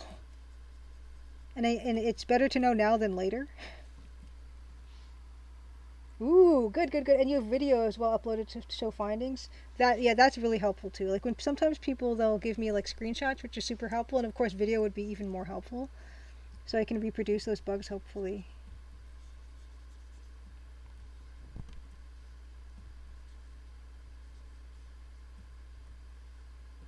So it's a real, like, it's a win-win situation. If you're having fun doing it, and I can, it helps me make the game better, and I actually am planning on making some little features here and there that'll make it the whole game easier to speedrun. So that'll be stuff like, yeah, there'll be like checks for opening everything or getting all the items all in the whole game, that type of a thing. Like stuff that's fairly easy to program, but will make it much easier for you guys to run. If you guys want to continue to do that for the full version of the game, and it's going to be really funny to see just how long a full run through will take.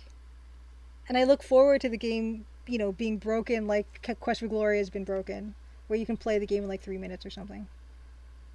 Because I'm genuinely curious about if that's even possible.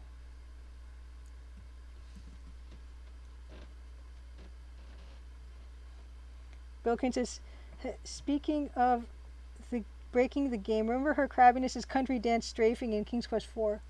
I don't remember that one, Bill Coon, and I have seen that one. It's just been a while. Oh no, it's bro. Good to see you. 59 seconds. 59 seconds for Quest of Glory. Never mind. And I just watched a One Short Eyes video about that, so you think I would remember the times. 59 seconds.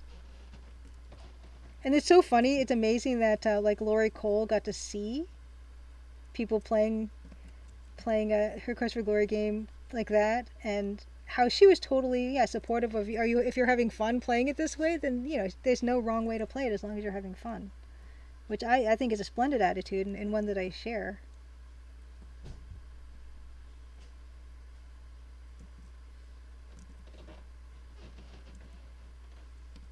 "59 seconds. I really like. Who would have thought in a million years that you could complete Quest for Glory 1 in 59 seconds? I would be thrilled if someone could complete my game in 51 seconds.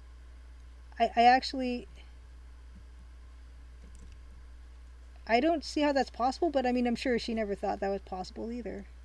So that is the thing. That's the magic of it, and the excitement of it, is people doing stuff that you didn't think was possible. Yeah, exactly. Just Jeff, you're playing it wrong. Stop having fun. Yeah, honestly, and honestly, if it really comes down to it, I would be happy if you bought the game and didn't even play it. That would make, as long as it's a sale, that's cool. So yeah, I would go even so far as to say is I would love people to play it and enjoy it, but if you buy it and it sits in your Steam library for 5 years, I'm just as happy, almost.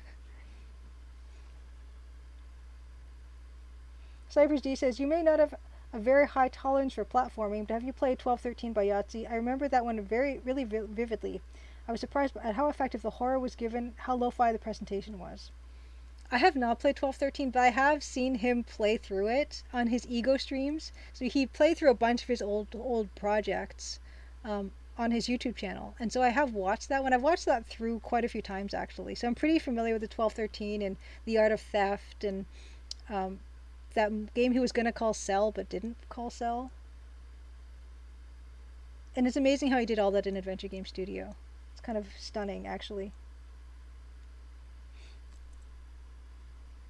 And I think horror can be super effective in low res. There's that whole series called The Last Door, which is like the chunkiest pixels I've ever seen.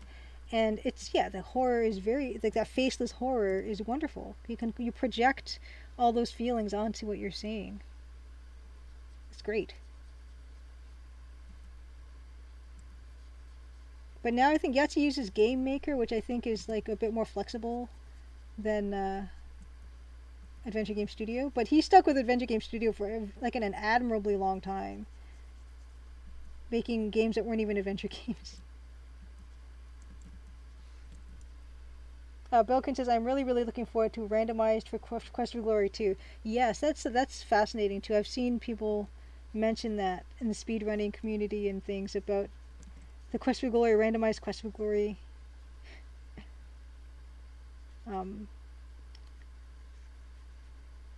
How that's a thing now. And yeah, it's honestly, it's amazing that it's just, you think about any type of game, like even the Nintendo games that have speedrunning, like active speedrunning communities, and it's just nice to know that yeah, these games are still being enjoyed by people. Just that's wonderful. I mean, who could have anything better than that?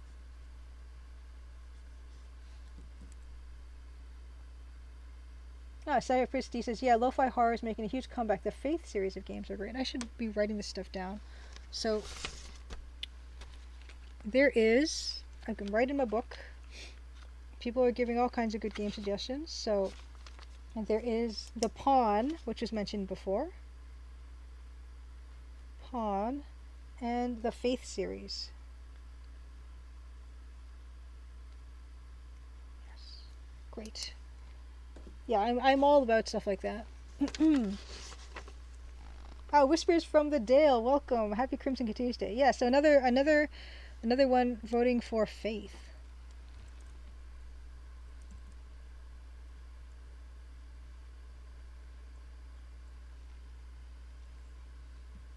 There's just an incredible amount of amazing games. And it's a good problem to have where you're saying, oh, there's too many games to play, too many amazing, fantastic games to play, you know? I really can't complain. Yeah, and I've played Disco Elysium. I've only sat down to play it like twice so far. Once in August, once in September. So I don't set time aside enough to play stuff. Justin Jeffy says, speaking of sitting in my Steam library for years, I'm still intentionally waiting to play the Stanley Parable again so that I can get the Super Go Outside achievement. Don't play for 10 years. I wonder if I have that one in my Steam library, because that's a game that people talked about tons, and it hasn't been spoiled for me. So whatever happens in that game hasn't been spoiled for me, but it's one I do know I need to get to eventually.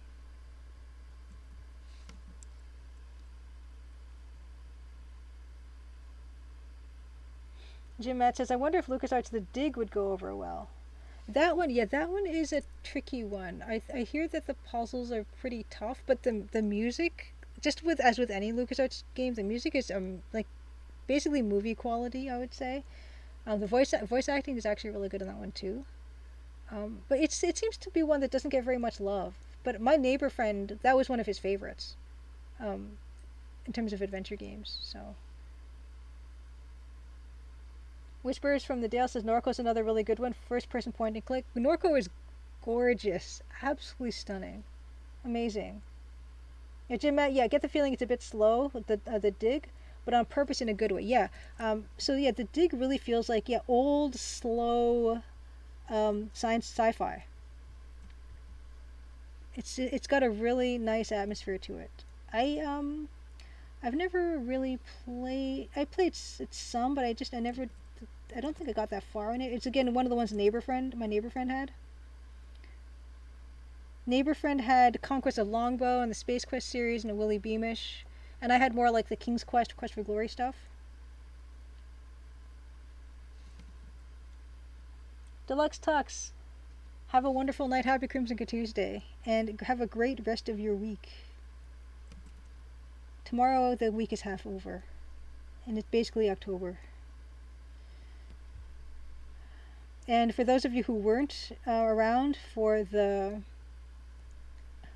dev update, I'm definitely not finishing chapter 5 for October. The start of October, it's just not happening. And I don't like that. I'm so bad at giving myself deadlines. It feels bad not to meet the deadline. It's so like ingrained into me, even if it's just an informal deadline that I made for myself. I don't like not hitting it. It just feels bad. And that's what leads to me just staying up later and later and later.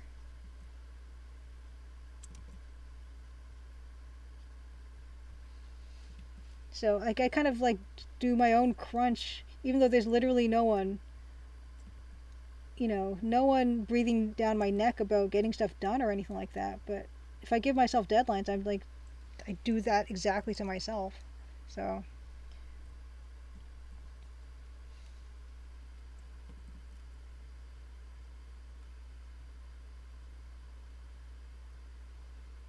Justin Jeffrey says Stanley Parable is great. I really want to play through it again, but then I'd reset my progress on getting the achievement.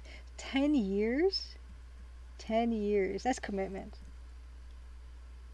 Eating Way says the dig was quite serious, so different from the more humorous take that most other LucasArts games had. So like maybe that's one of the reasons why it tends not to be one of the popular ones, is because people associate those LucasArts games with a lot of humor, and that if that's the expectation going in, then people might have been disappointed. Even Full Throttle had funny bits. Those poor bunnies. Yeah, I didn't really play Full Throttle either. Although I do have the special edition in my GOG or Steam or something. Now, Artistical's birthday is in October. You're Libra? Maybe? Interesting. Brian Moriarty says that LucasArts sold way more of the Dig than any other game. That's fascinating. That is fascinating. Well, because there's this whole thing about there was going to be some involvement with Steven Spielberg in the Dig, so I think it had a lot of hype surrounding it.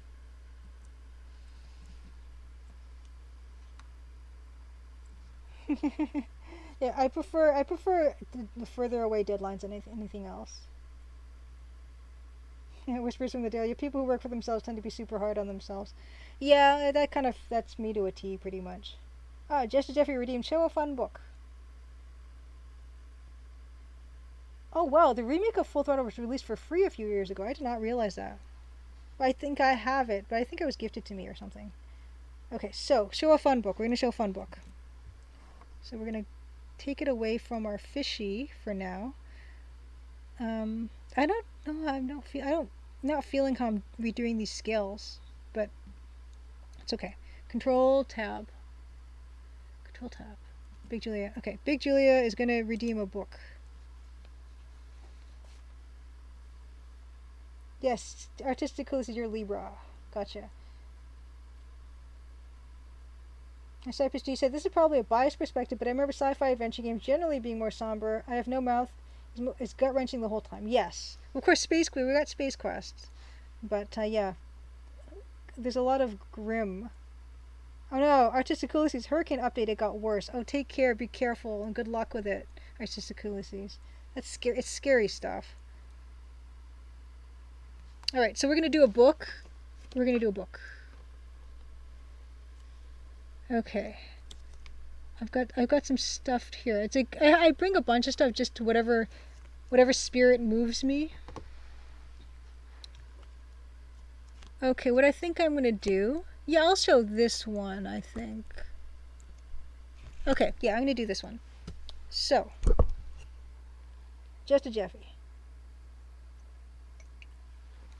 So I mentioned before, maybe a couple weeks ago, that Kimi Kishiro has her last name. I took it from something. I couldn't remember if I had taken it from an old family name or from a manga artist.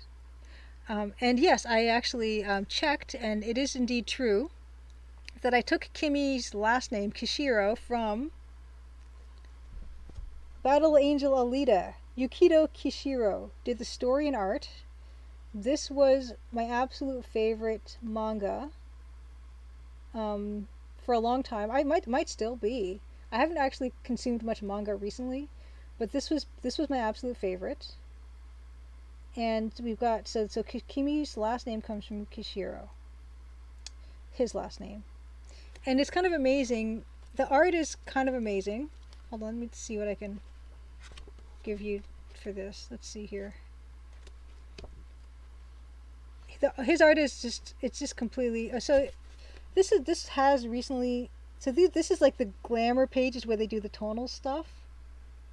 They did do, of course, they did a couple OVAs, which I really love. But yeah, the art is stunning. Stunning. They did do that movie with Christoph Waltz, and honestly, I thought it would be awful, and it was okay. It was okay. In fact, I thought the cyborgs looked amazing in the movie that they made. It could have been much worse.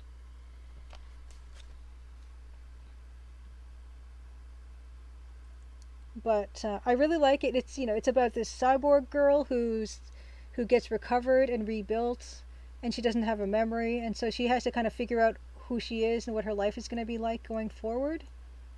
And yeah, and I first discovered Battle Angel Alita. This is called Gun Dream Gunum in Japanese, and yeah, the themes really resonated with me, like this whole idea of agency and self determination, and it's she's also she's kicks all kinds of ass. It's just the most amazing. Um, she's just amazing. She's really like a strong, powerful person, but she's also like kind of has she's kind of still like a girl and kind of has this type of love of life and friends and a lot going on that I really, really, really like about it. See, here she go. She's saying how she wants to become a hunter warrior, like a bounty hunter, and then she still has girly reactions just to things sometimes. So yes, so this the original run of Battle Angel Alita. There were 9 graphic novels that were awesome. Then the author said that at the end, near the end of the first run of this, he was just really burnt out and he was just trying to finish it and he didn't really like how he finished it. So he ended up doing this whole other series of it um, to sort of redeem and redo the ending just how exactly how I wanted to do it. So I think he did like another like what was it 9 or 12 or 13 volumes to redo the ending. So he said, okay, erase the stuff that happened. I just past a certain point, and then this is where the story picks up, and this is how I want the ending to be. And I honestly feel like the second series that he did of these, which I can't even remember what it was called, I feel like it was really dragged out and like really, really, really extended.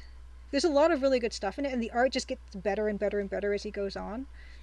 Um, but I gotta say, I really have a soft spot for the ending, how it ended the first time around.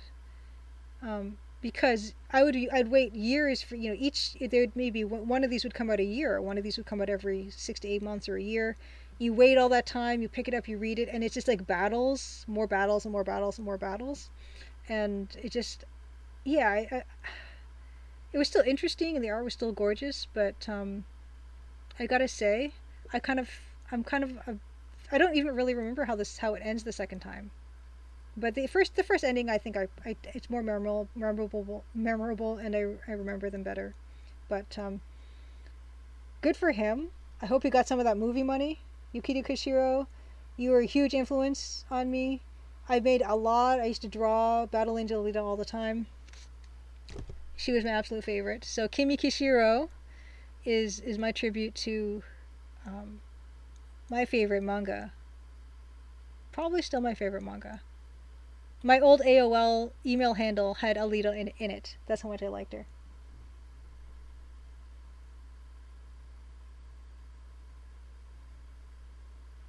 Oh, just as Jeffrey says, don't know why, but the book show and tell's my favorite. I think love the books.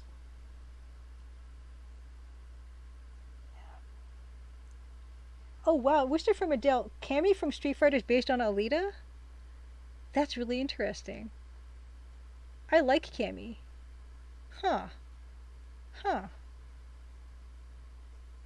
Yes, Eden with yes. I've watched the Battle Angel movie. Honestly, just to Jeffrey, like the movie's pretty simple, so you don't. It's not like you'll miss anything. The manga is like obviously for me much better, and it goes into much more detail about stuff. But I was just relieved that the movie wasn't really bad. There's some aspects of it, like her romantic interest is not really that good in it. I don't think he's a much better. Like if you want to see Battle Angel Alita, I would recommend the animated. There's like 2 animated like shorts or something like 20 or 30 minutes each. Those are excellent if you can find them. Yes, the anime movie's amazing. Yes, Cypress D. I really enjoyed the cyber femme fatale stuff between stuff like Alita, Bubblegum, Crisis, Ghost in the Shell, Iria. I don't know Iria. Ghost in the Shell, of course. One Short Eye. Good evening. Yeah, so yeah, Edith. Yeah, so this was a part of nine books like this. Bill Kuhn likes Dirty Pair, which was I think cops, right? Cop women. So this is yeah. So this was the when they printed these. So this opens. They mirrored it, I think. But I think in the second series, they opened it like the reading left to the other way. So they didn't flip it in the second series, but they did flip it for this run of this original stuff.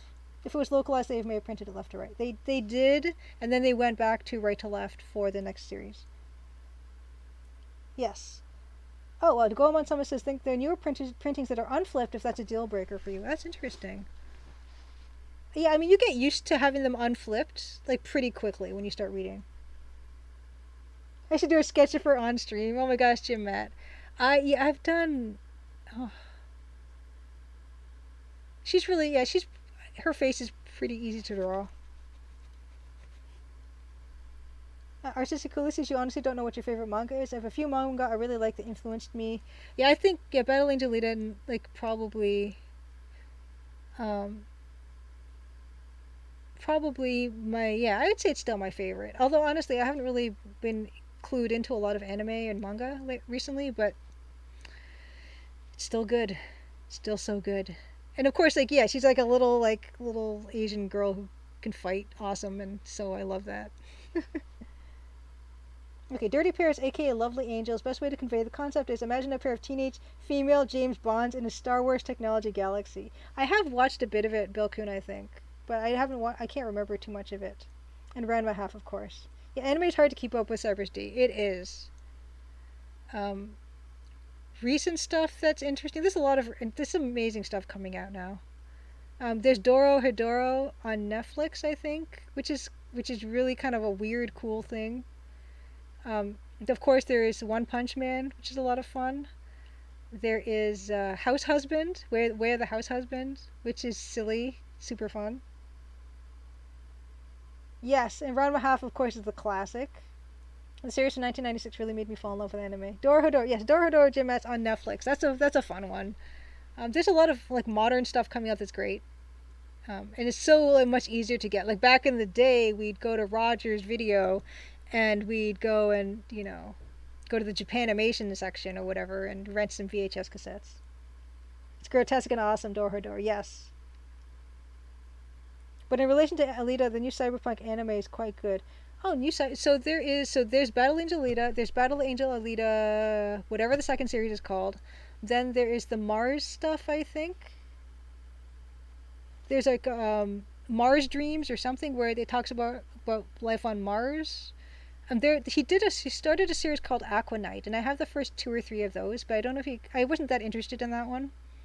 But yeah, I haven't really been following what he's been up to recently, and that's like shame on me, totally. Just that Jeffy used to work at Rogers Video, nice. Alright, moving back to Photoshop. Oh my gosh, it's 10:33? It's 10:33! How'd that happen? Oh my gosh, okay. We're gonna move on. Oh, the video store days. Yes, Whispers from the Dale. You remember the video store days? Nothing. I don't know. I do have nostalgia for that because you just don't even know what you're getting some of the time. It's good stuff. Okay, so we're gonna move on. We gotta move on, you guys. I don't know where the time goes. I don't know. But before we do that, I just have to quickly check my Defender. Make sure that I've got this thing loaded up. Okay. Okay, favorites. Okay. So, let us move on to our Let's Play of the night, which is a Yahzee Croshaw game, Reality on the Norm, which is some series. I'm not clear of what that means. Francisco and them would know better than I. Excuse me. And you know what? I'm gonna forego the snack because I'm feeling okay. But yeah, let's get into this. Let's get into Reality on the Norm, Sorcerer's Appraisal. I don't know anything about this game. I just know it's a text parser, EGA by Yahzee, and there is a very easy to find walkthrough on the same page, but I didn't even look at it really. Okay, so I'm gonna load this up. Turn this thing off. I don't think I'm gonna find this game on. No, there is a tag for Sorcerer's Appraisal. Are you kidding? Okay, wonderful. Change the tag to Sorcerer's Appraisal. And let's Yes, for your information, Roger's video is like a Canadian blockbuster. Exactly, Jesse Jeffy.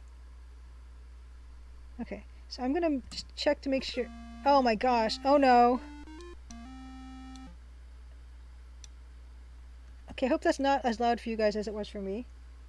Yell if it is. Okay, and let me just get to the proper screen. Hold on. I know it's not showing anything yet.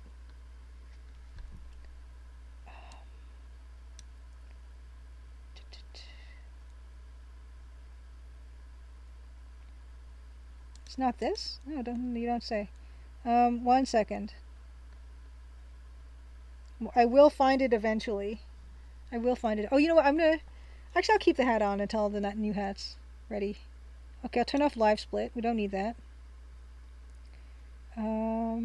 This one? No, it's not that one. Okay. No. No. No.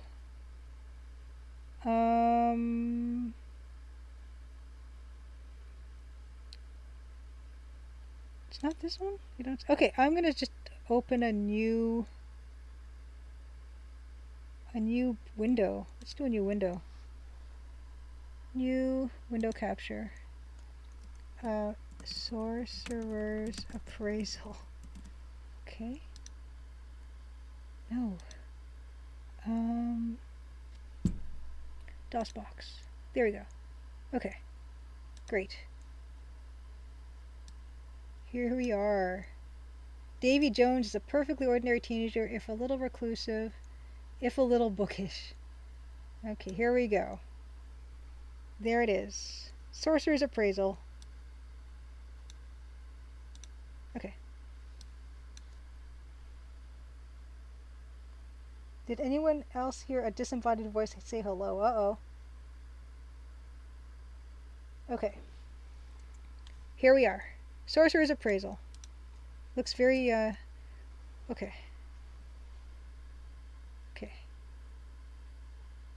Okay, Davy Jones has a rather unconventional hobby. Okay, I guess he's a sorcerer.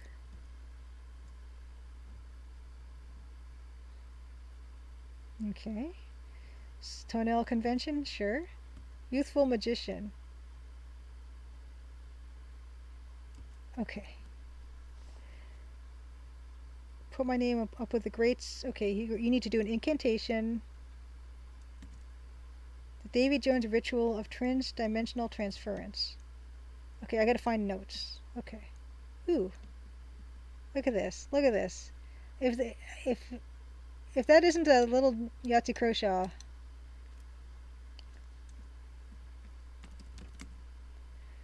Okay. Living room.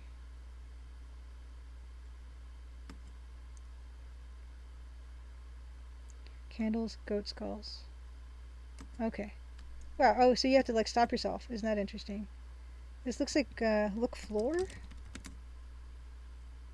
Okay. Brother's left one of his crayons. Take crayon. Cool. It's kind of interesting because I can't tell if there's other rooms to go into because there's like a border around this whole thing. Look, bookcase. Okay.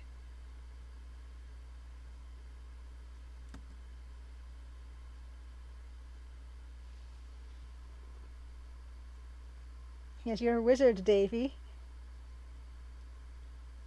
Okay, so this was developed using the AGI game engine. Very interesting. Is everything down to the walk cycle is extremely Space Quest. Okay, here we go. Spot your notebook. Okay. Take notebook. Look crayon. I haven't looked at the crayon yet. Ordinary yellow crayon. Okay. Look notebook.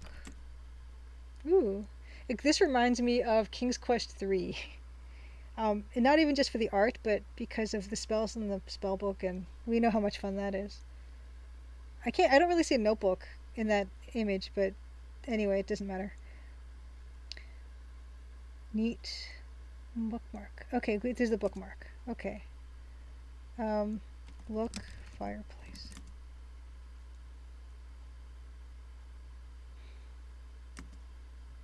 Gas fire, great. I forget what else is here. Okay, look chair. Okay.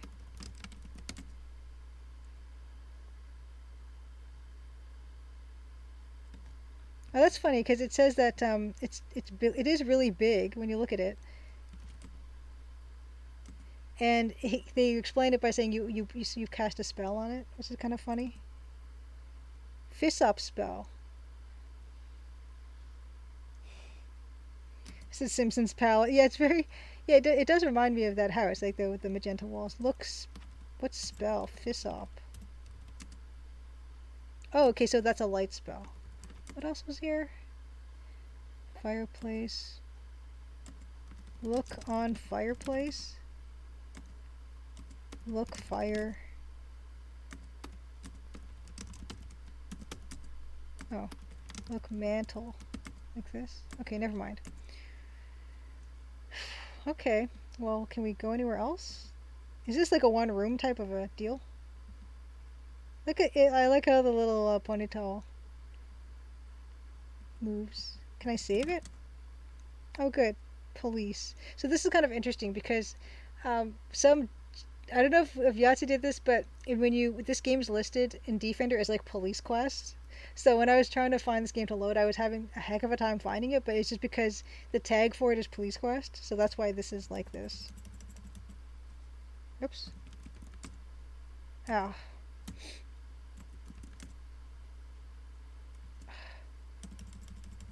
See? Really? Okay, I don't even know how to save in this.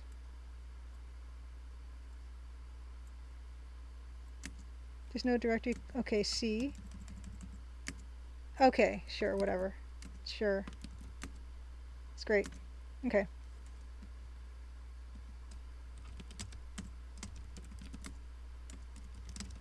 Anything else interesting on this bookcase? Okay. There are many locations. Okay, it's not just one. Not just one. Oh, is there a picture on the mantelpiece? Look, picture. Can I get burned? No. Okay, here we go. Keep going. And yeah, even the blue couch is very much The Simpsons, actually, come to think of it. Oh, oh. Why are the rooms so small? It's actually smart to have them this small because that means you less drawing, right? Look.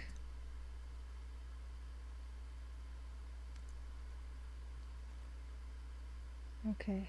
I love a fridge. I love a fridge in an adventure game. Okay.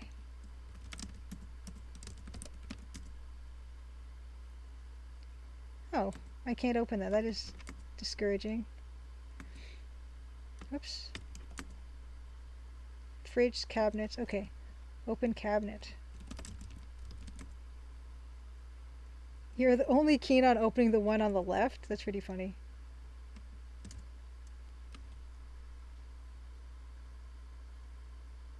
Oh, you couldn't create directories for save games while in CR games, Bilkin says. You had to think ahead and create them ahead of time. Open cabinet. Ooh. Look in.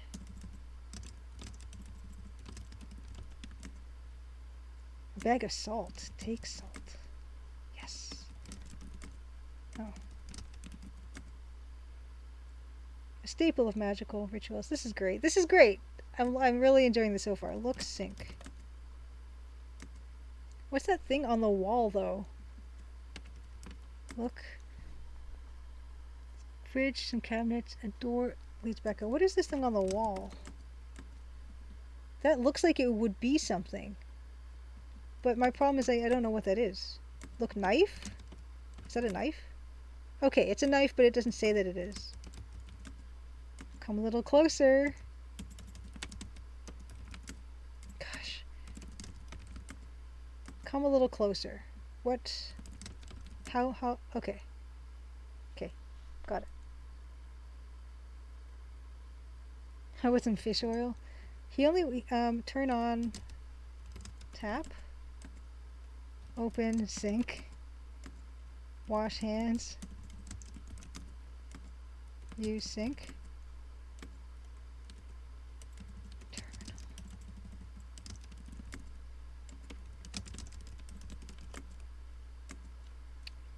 Okay, how about, I'm going to look at my spell book again because it said something about A bookmark. Open book. Oh.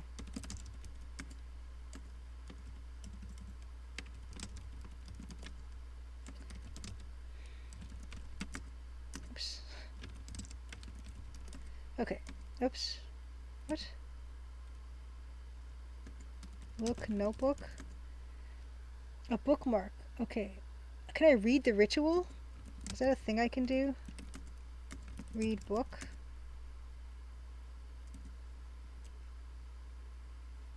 I want to open the book to the bookmark. Ugh. Does F3, oops. No. Does F3 repeat last input? Function. Yes, it does.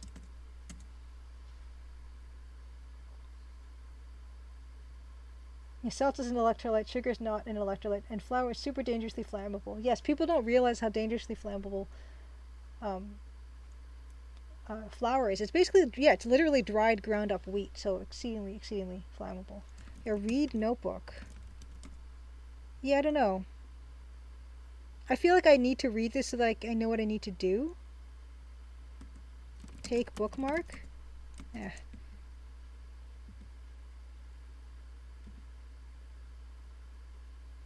I like, actually, you know what, I take it back. I really like the size of these, I really like the size of these rooms. Yeah, open, yeah, I tried open notebook. Yeah.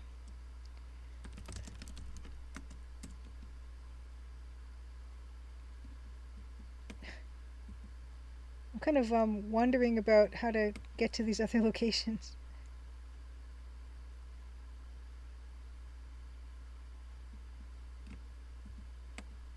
It's not immediately apparent how to get to other rooms in this. A door leads back out. Sure. Okay, so this is just a one area thing.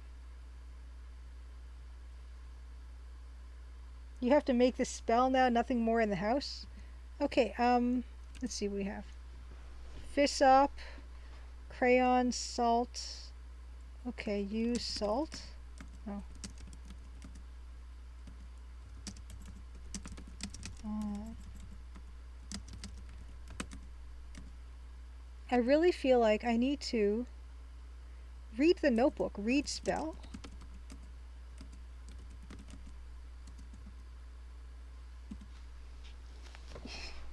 He looks like if Guybrush was a Sierra character who whispers from a dale. I'm gonna save it again because I feel like I have everything. Oh yeah, C. Have all. It's a kind of, it's a very elegant save game system actually.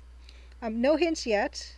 But if you can just, if you don't really know how to play this and you just want to give suggestions, I'm open to that. But yeah, no hints quite yet. Read Fissop? Is that like an actual thing? Okay. The make a cast emit light spell. One of the first, yeah, one of the first spells you mastered. So we don't actually need that spell yet. Do I need to just read the transference spell? Um,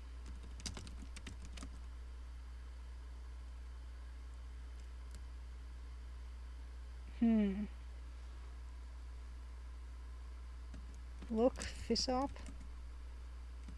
Drop salt. Put salt in fire?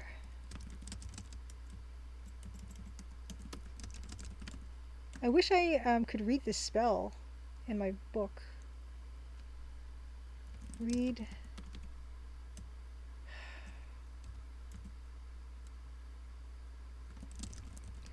Why?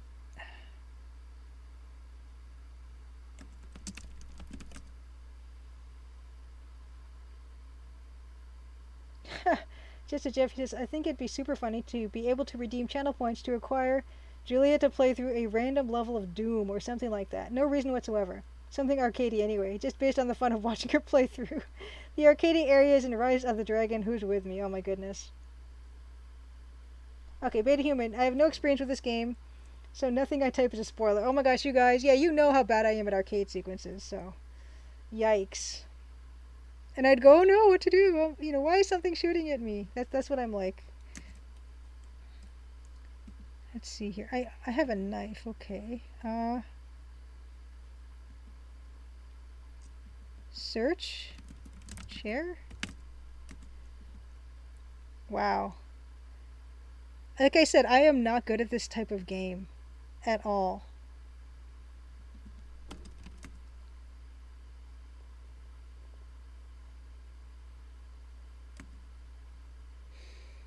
Hmm.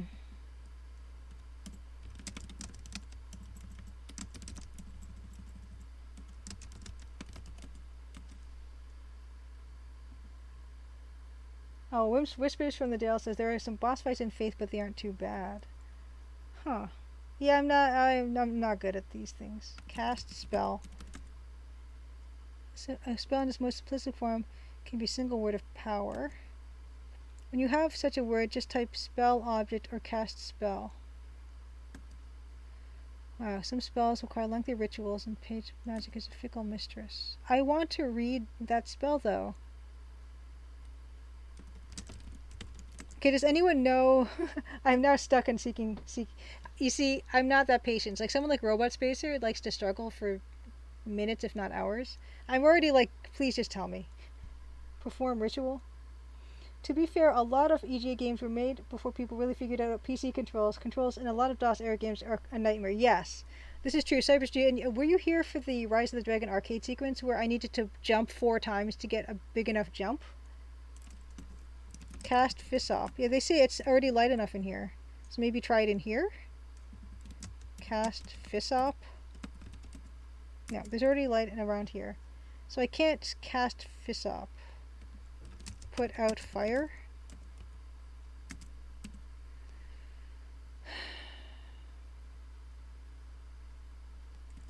I haven't looked at the knife yet. Unserrated has an unusually long blade. There is, like I said, there is a walkthrough on the link. I'm just gonna drop that link down there again, just very helpfully to the game. And the page has a helpful walkthrough. Yeah. Open notebook to bookmark. Yeah. Look. Yeah, help please. Someone please check that walkthrough that I just linked and let me know what to do. See, so hopefully the Crimson Diamond, it'll be super easy for you guys who are good at these games because you see the level of problem solving I am bringing to this endeavor.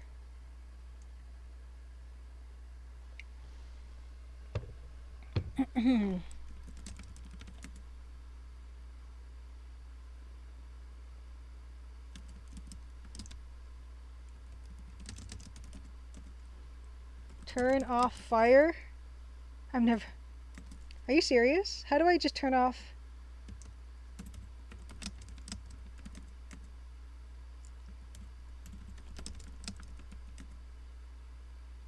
Oh, there's a knob. Okay. Yeah, sure.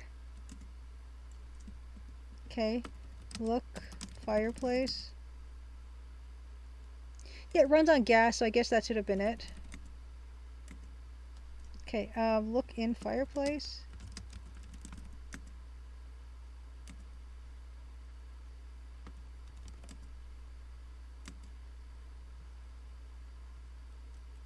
Okay, that's okay. So would it be? Is it going to be darker in the kitchen then?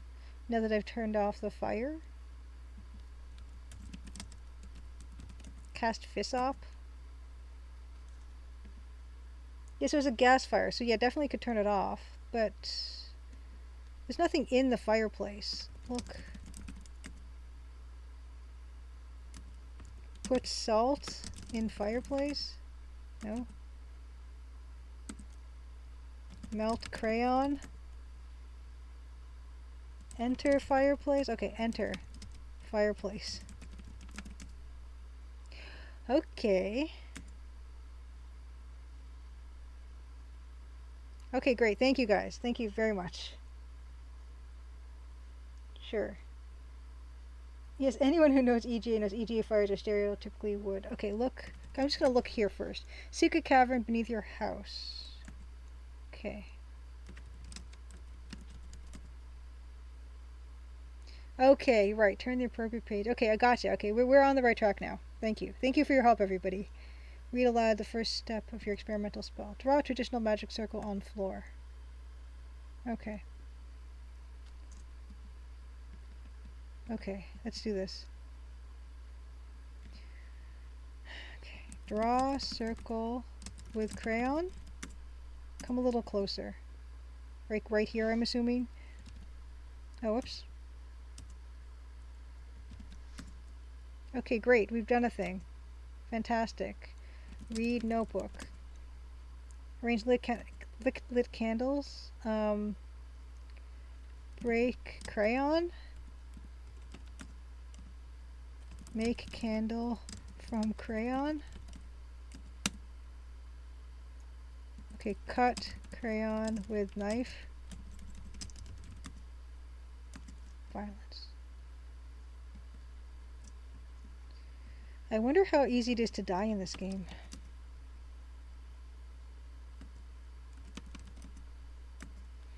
Read notes. Okay. Cut crayon. I wonder if there's any other exits in this area.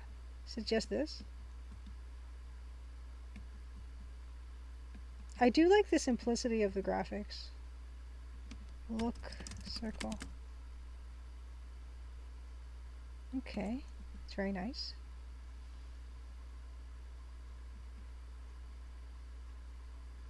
It's a Hugo cave. It's a really nice looking cave. Yeah, I guess that's a backpack, but it didn't say anything about a backpack. That could be a. It's. Oh. Yeah, I was gonna ask if. Right. Look at that. That's kind of great. Okay, load. Okay, reload. Now, okay. I have to just remember how to reload. F7. C. Have all. Okay. Great. Okay, so.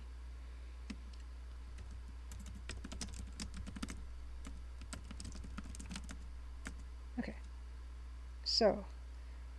Draw circle with crayon. That's what we were doing. Right. That was good. Davey at Davey0 Magic Wand. Thank you, Bilkin, for the tally. I'm liking this so far. This is obviously my jam. So let's just save it now. I forget how to save. Do I just write save? Yeah, I do. Okay. Circle with crayon. I actually like the save system. It's really elegant. I think I've said that before. So it's not fair to is this something? Because it wasn't. We don't get told. Look floor. Oh, magic kit. Take kit. Candles. Here we go. Here we go. Some blood. Look blood. Ooh, a drip feeder bag. That's pretty funny. Filled with goat's blood, courtesy of the butcher. Here. Okay. Look candle. They're not that dribbly. We're working on that. Oh, that's cute. Okay. Save. I'm a saving fiend. Got kit stuff. Put candles on circle. Okay, but if I get too close to it, I will die, right? Oops. Oh, it's not working. Put candles on circle. Okay, here we go. Here we go. Great. Light them. Okay. Oh, that's beautiful. Read notes. Pour quantity of blood. Okay, pour blood in circle. This is great. This is great. I'm doing it.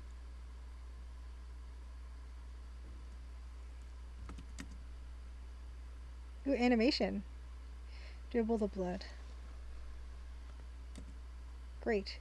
Read note. Read notebook. Okay, hold sharp blade over the circle and sprinkle salt over it. Hold knife over circle. Hold knife. This feels kind of like King's Quest 3, doesn't it? Except more active. Hold a sharp blade over the circle. Sprinkle. Okay, sprinkle salt on knife. Okay, great. Great. Oysters from the day. I'll be summoning pizza. It's some cold opener scene for Police Quest 3. It's good. Read. Okay, I'm going to save it again. I'm in the middle of this very important ritual. Just ritual. Ritualer. Okay.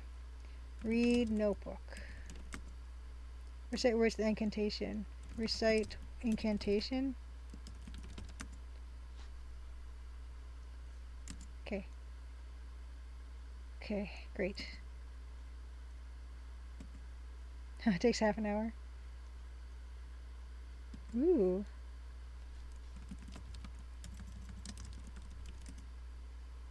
Cut open a portal in the air above the circle. Cut portal. Open portal.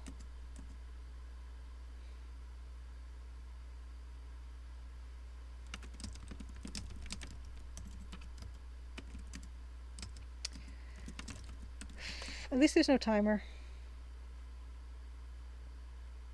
Cut open a portal in the air above the circle with the aforementioned blade. Use knife.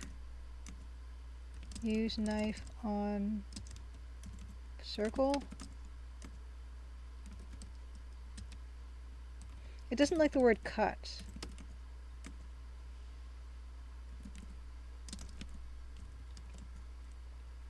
Cut open a portal in the air above the circle with the aforementioned blade. Air. Okay, cut air with knife. There we go. Thank you, Maximus. Ooh. Step into portal. Did I just go in?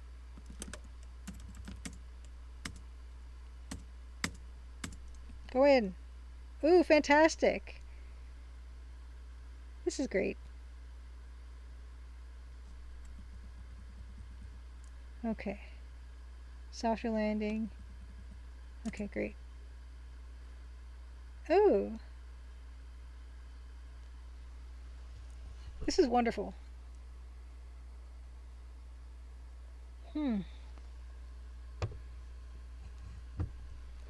Low gravity. Strange noises. Oh wow, I'm already walking. Look. Okay.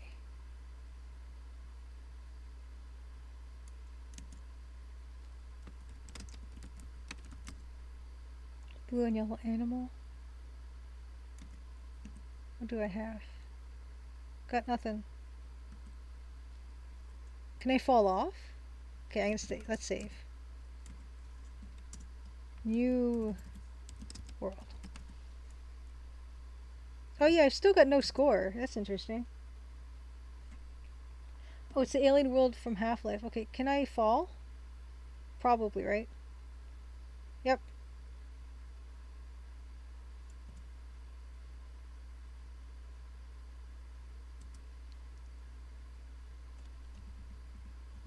Cool. Reload. I said reload. Oh, okay. You can't just spell it. You have to do it like this. Okay. Cool. The screen is all but cloned from Altered Destiny 1990. I wonder about this animal. It's cool. This is a nice little animation.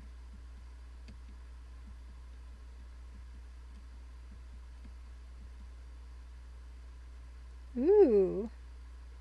Quick levitation spell. I appreciate that I didn't have to do that myself.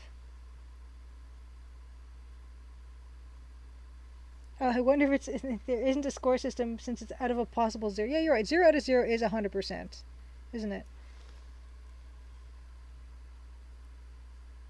Okay, I need to read another. I need to gather more ingredients. Candles or salt. Okay, details.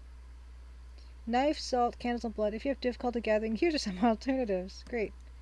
Spell only demands your cutting implement be sharp. Anything with an edge on it. Edge. Okay, edge, light emitting. As long as it's blood. Powdered bone. I hope I didn't have to write that down, because I'm not going to remember. Great. I did need to write it down. That's fine. It's all fine.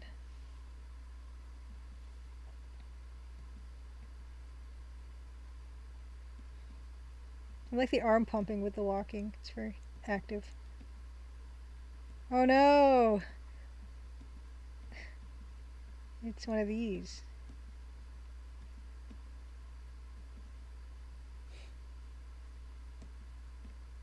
That's not, at least it's not that bad.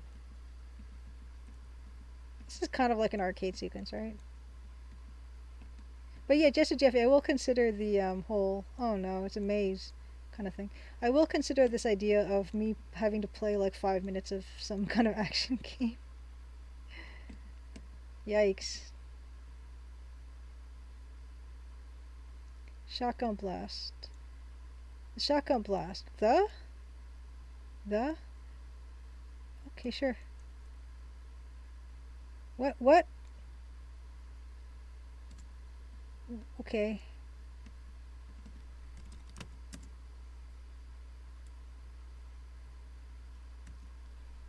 I don't remember having a shotgun, but that's fine. It's fine. Look, Crystal.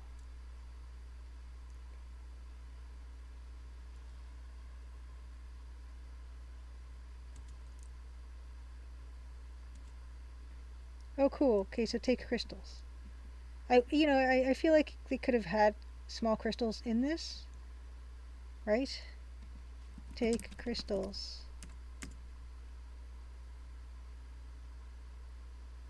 I said take small crystals.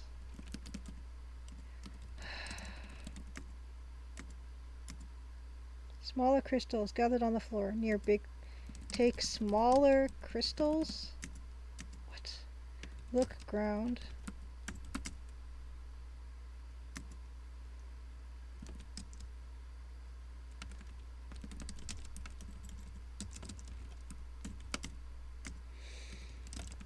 What is going on? Smaller crystals, right?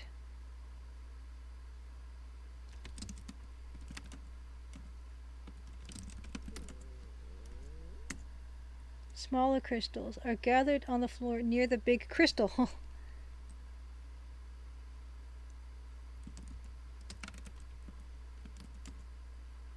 Oh my goodness. Just use hammer. I think the author expects you to go left first.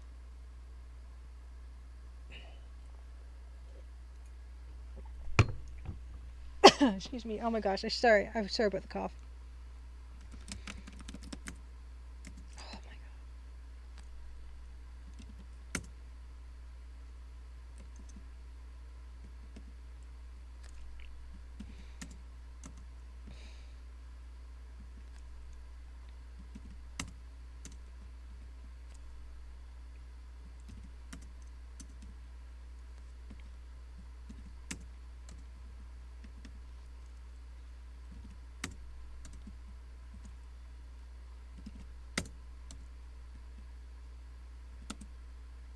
Oh, I did get them.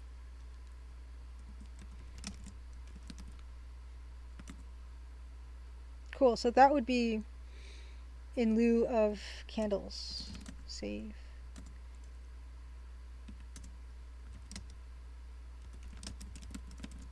So I guess I already played this wrong because I didn't go the other way first. Yes, check my inventory. I did. I managed to, but yeah, it's weird that the message was right. Yeah, I'm sure the game's bugged a bit. That's okay. We figured it out. Cypress D says, asks, as an artist, would you prefer working with wide pixels like the old EGA games or tall pixels like old PC and engine games? I kind of... I like the wide, actually. I like that, it's like more panoramic, I guess. Okay, let's go left then, if that's the way we're supposed to go. Oh, perhaps save it to reload. We'll see. We'll see, Mouse. This might be an interesting experiment. Yeah, I actually have a soft spot for. Oh, I have a soft spot for AGI style games. I do want to make something in this style, even if it's just like a screenshot. Would be really cool. I keep joking that if like there should be like a flashback section in the Crimson Diamond, and her flashback would be like AGI graphics or CGA or something. I was supposed to go this way. Let's see. Let's see if this breaks. If it breaks, it's not a big deal. But this is wonderful. I'm really enjoying this. See, the art is super simple but very effective, right? It's a it's a barren alien world. Ooh, cool.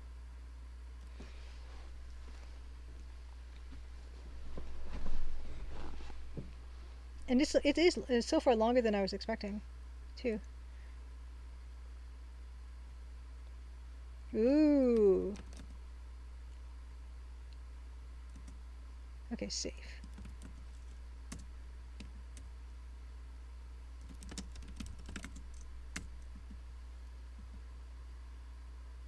I should be able to do home and page up, page down. I've actually, Rasmus, for movement, I've got this little Logitech Bluetooth keyboard, and it doesn't have the page up, page down stuff on it.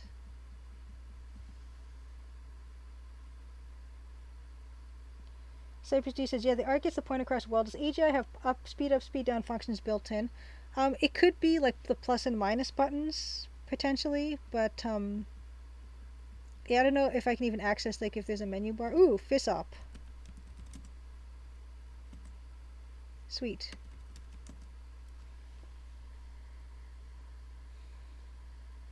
Ooh, shiny yellow gem. I wonder if I can swim. Let's save.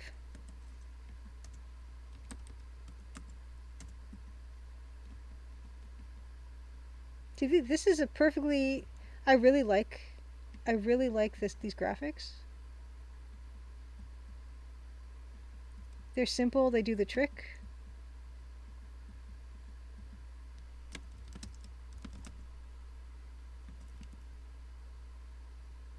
Sparkly stuff.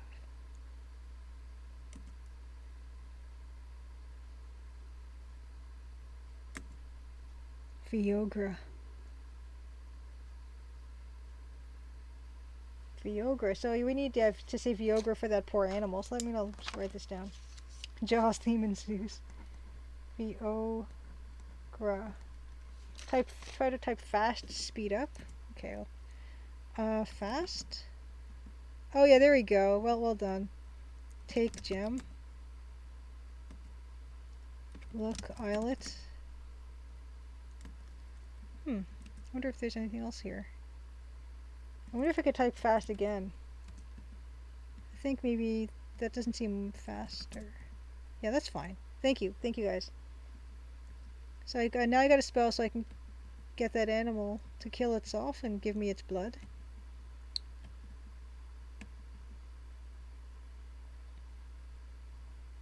And there is something really appealing about these slinky legs that AGI characters have. Fastest. Oh! Yeah, that worked. Slower. How about slower? Slow?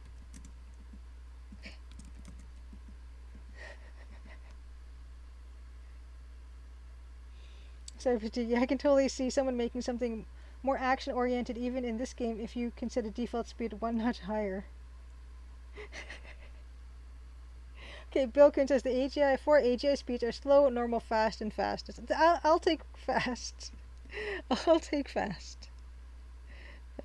That was great though. That was great. Ugh. Even this is a little bit much for me in my poor hand-eye coordination. Yikes.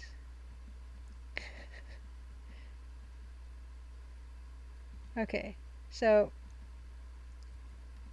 we have crystals. We have other thing. We have spell of suicide. My God. Um. But yeah, so this is a great example of like very basic art, low resolution, limited palette. I think it's fantastic. Oh, is this like a maze or something? I won't keep going down. Let's save. Is this a maze? Yes, the fastest. Yeah, Cypress D is a real leap. I'm jealous though. I kind of wish like Nancy could move that fast because that's not something that's available. Actually, I wonder because I think it only goes to from 0 to 100 AGS. I don't think you can go 200. Strange creature coming towards you. Perhaps it wants to get to know you and become your friend. Okay, I'm sure that's not the case. Getting to know your legs. Yeah, woo, that was a great little animation.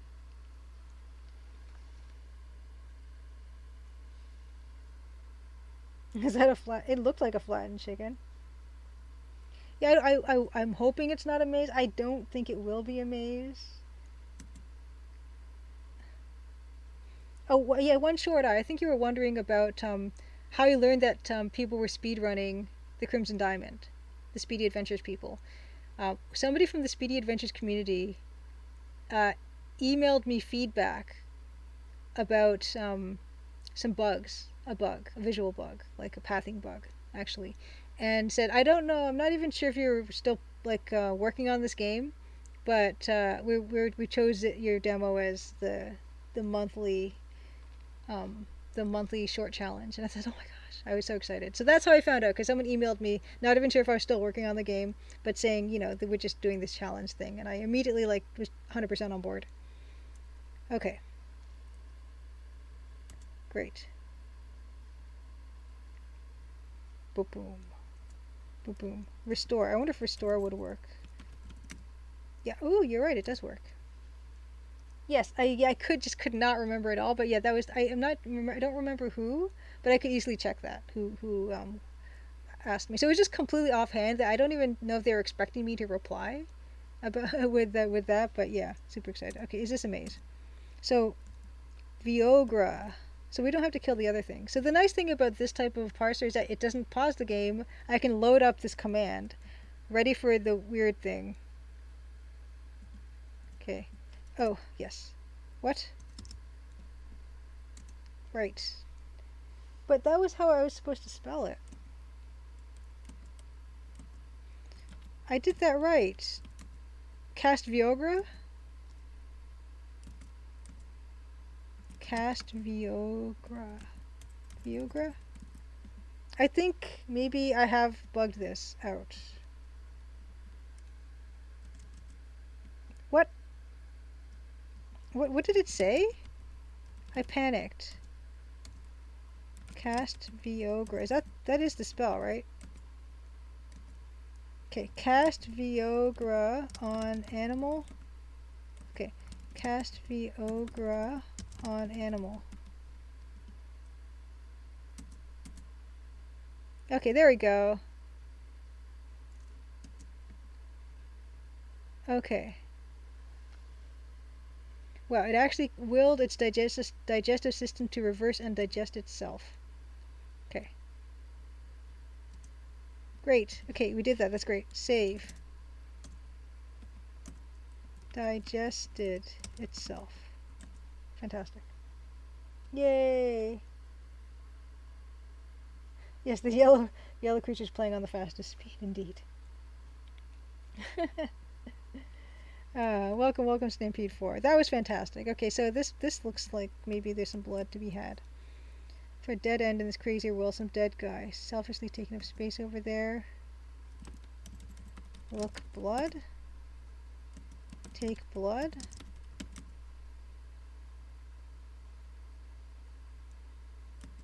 But I need blood. Look, man. Some kind of futuristic set of armor. Oh, takes. Oh, let's take armor first. Oh, take armor with a. Okay, take skull.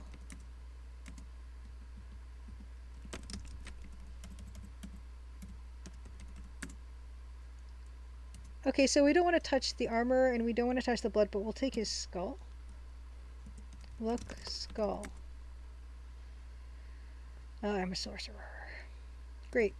Fantastic.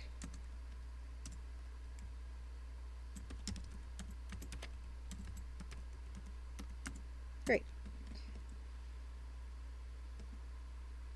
One more item to pick up here. Ooh, look, man. Thank you, Maximus. Ba-ba. Okay, look armor. Look armor. It's made of shiny metals and protects his body. Some might say loose metal shard. Aha! Take shard. Look shard. Okay, that's awesome. Great. Great, great, great, great. Ooh. Let's go down. Ooh. Weird altar like rock. Little puddle.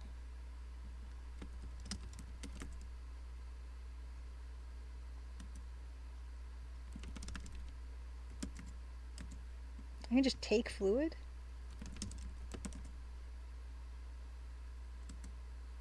How interesting. That's it. Excuse me. Oh my goodness, I'm so sorry. Ritual? Oh.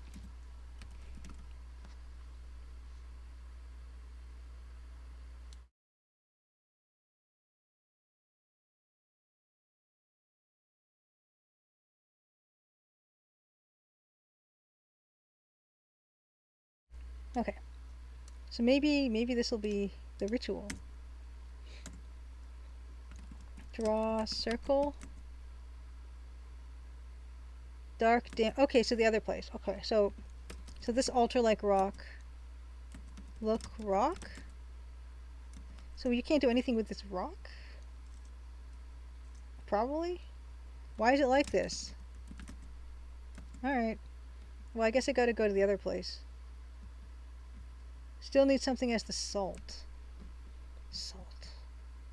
Oh, like bone dust. They said bone dust, right?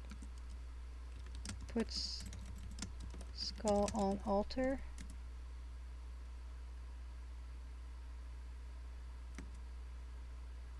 Crush skull? Yeah, I need something. Okay. Crush skull with shard. I've been everywhere. Need an item I missed. Okay, take skull. I won't just leave the skull. What? Take skull. Okay, well, I guess that's staying here. That's fine, I'll be back.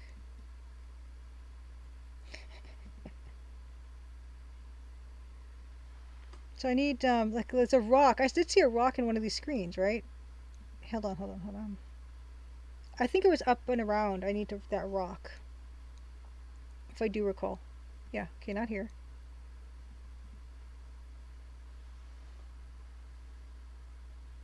I had no idea that Yahzee had made an EGA game. This is a real treat. And I am quite fond of the dark cyan and the dark green combination.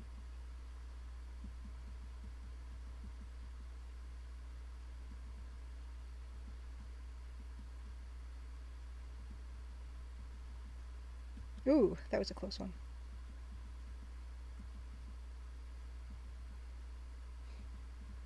Oh boy! I was gonna say, maybe I should save it.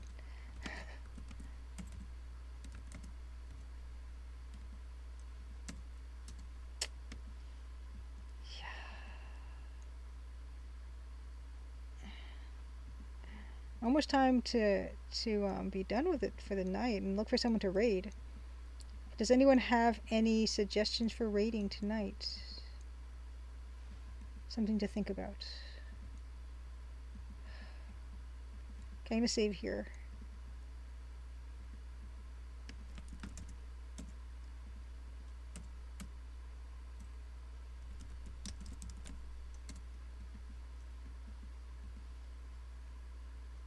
Yeah, the walkway is quite high, actually, on this. But I do like, ooh, I do like the minor challenge of doing this. There's something to be said for this, actually. I don't mind it. And it's not that hard. It's not like King's Quest 3. Okay, I'm gonna save here. Seems like a good place.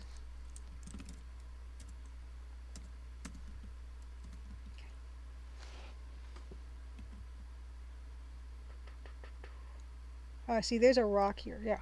Okay. It's pretty big, though. Take rock. I don't want to get closer. No. Ooh, ooh, that's lovely. Look at these animations, you guys. So, we were mentioning about animation earlier. So, yeah, you can make kind of really compelling animations when you just have something this low resolution. Great. Back we go. Yeah, his struggle with that was really nice. It's just super nice piece of animation. Got to crush skull.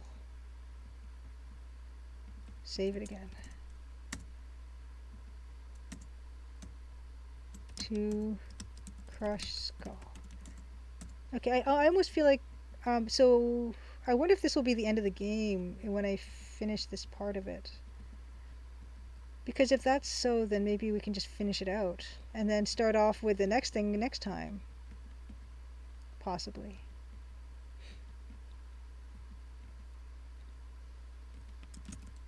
Quite close to the end. Okay, then I will try to finish it. Because I feel like, yes, I feel like this seems to be it. And then next time we will play this other thing that will take longer, I'm assuming.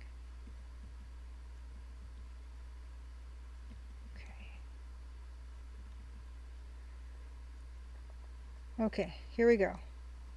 Save. Put skull on altar. Okay, crush skull with rock. These are, I don't, that's a bit of a graphical thing, but it's fine. Okay. Look powder. Nice. Wonderful. Wonderful, wonderful.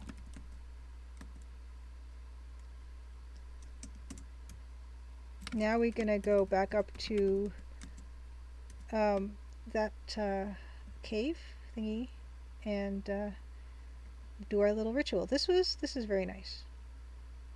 And this is honestly what I should have done as my first project, something like this, in terms of scope for my first adventure game. I did not though. Instead, I'm making this thing that's 7 chapters long, and it'll probably take 7 hours to finish for a person who's not speedrunning it.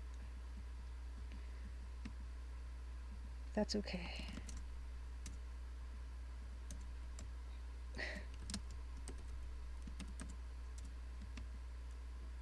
This is yeah. This was smart. Yahtzee was smart when he did this. Oh, how do I get back up here? Oh, is this no? Hold on. This is where I need to go. You don't need to go back up there.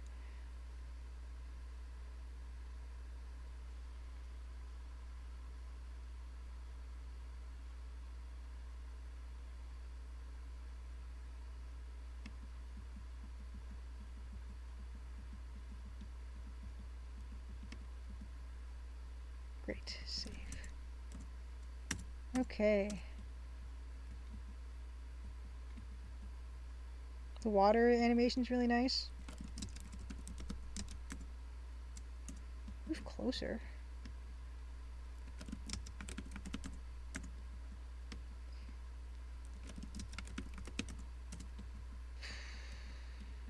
There, maybe?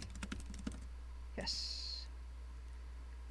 Place, put crystals on circle. Okay. Oh, that's wonderful. Okay, and then, oh, actually read notebook, right? Read, okay, so I was supposed to just remember it this time. That's fine. Sprinkle powder. Oh. Oh, wait, put blood in circle. Okay. Great. Sprinkle powder on knife. What? Put powder on shard. Oh, shard. Okay, pour bone powder over the. Okay.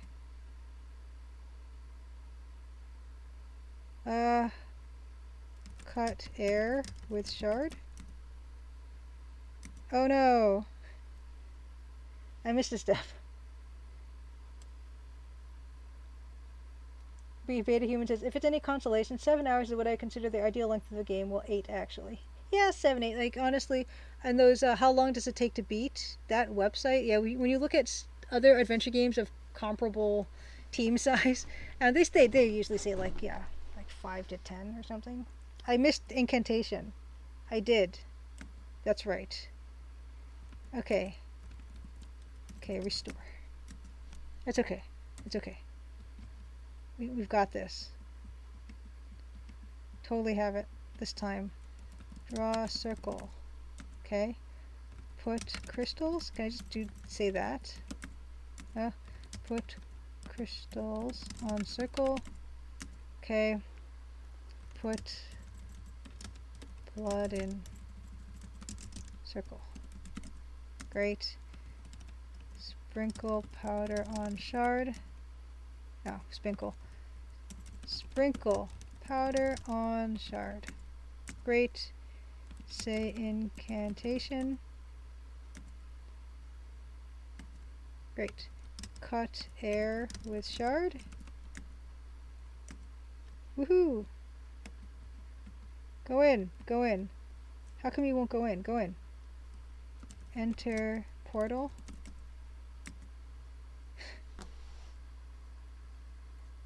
Oh.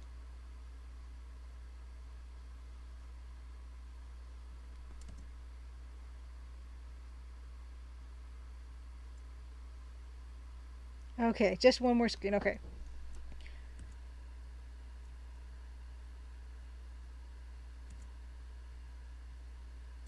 Okay.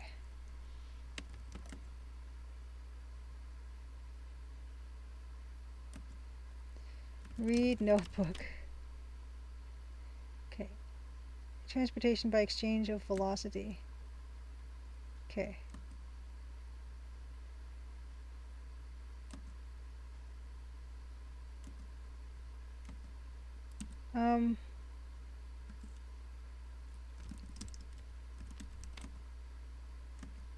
Draw standard. Okay, draw pentagram. Okay, okay.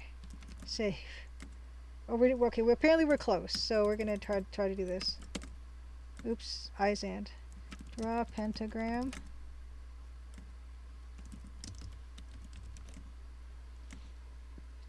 Draw standard pentagram. How come it doesn't recognize the word pentagram?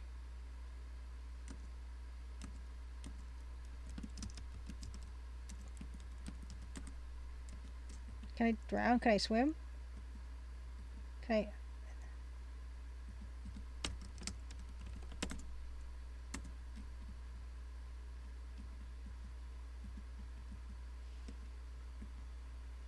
Stone floor? Yes, I suppose it's not a stone floor.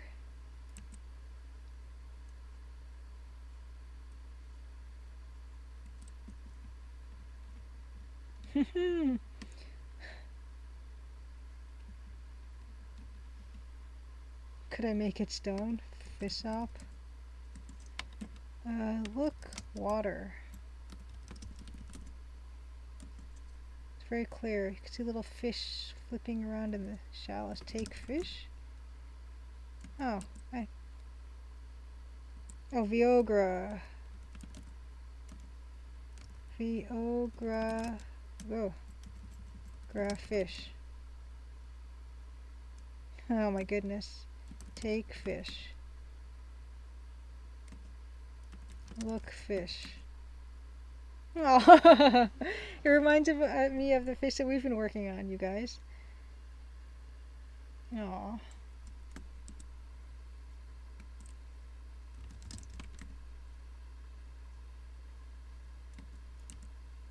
Bloody fish. I don't even have the shard right now, but that's okay. Look, fish. Oh.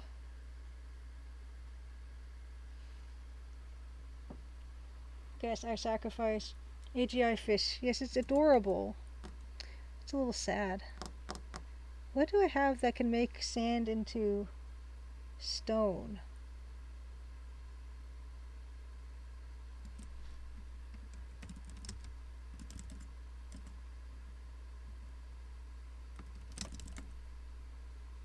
Oh, okay, dig. Hard underfoot. Move sand. Sweep away some of the sand from the center, revealing a patch of rock. Okay. Draw pentagram, but it didn't recognize pentagram before. Draw symbol. Read notebook. Draw a standard pentagram. Draw a circle. Circle's not a pentagram. I'm no wizard, but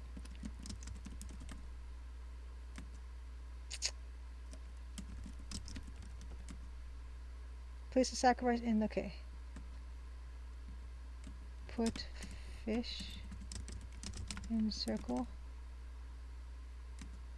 Woohoo. Point at what you want to exchange velocities with. I actually don't know. Hold on. What to point at? Point at sky? Point at ship? Step in, step in.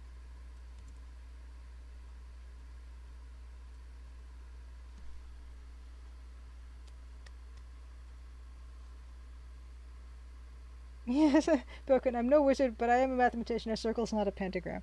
Well, you may have almost been killed and missed Father Ted, but look on the bright side, your spells still work. I am green, though.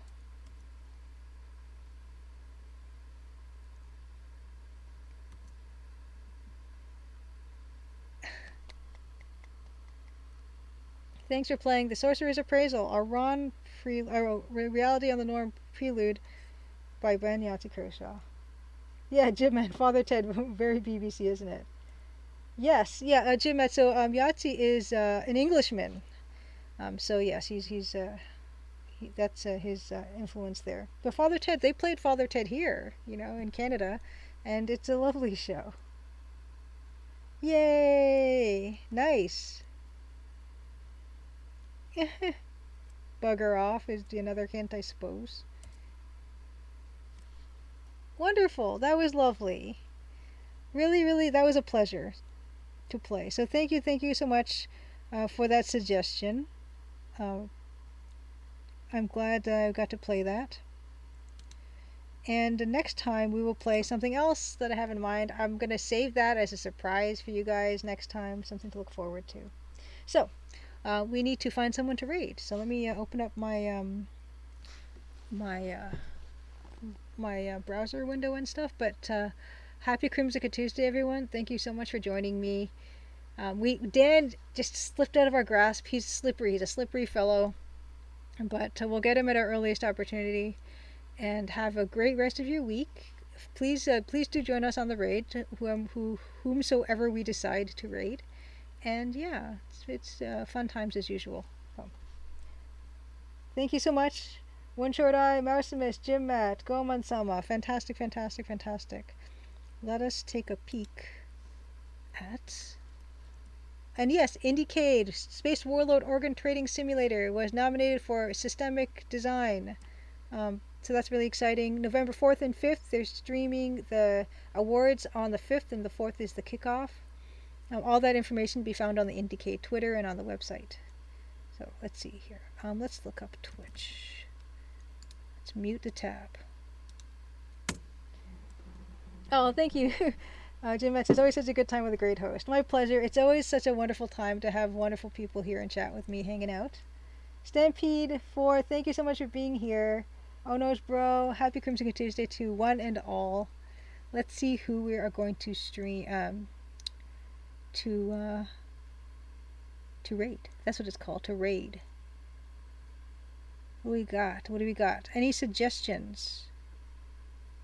Ooh, someone is playing Norco. Speaking of Norco, Robot Space is still working on Uninvited.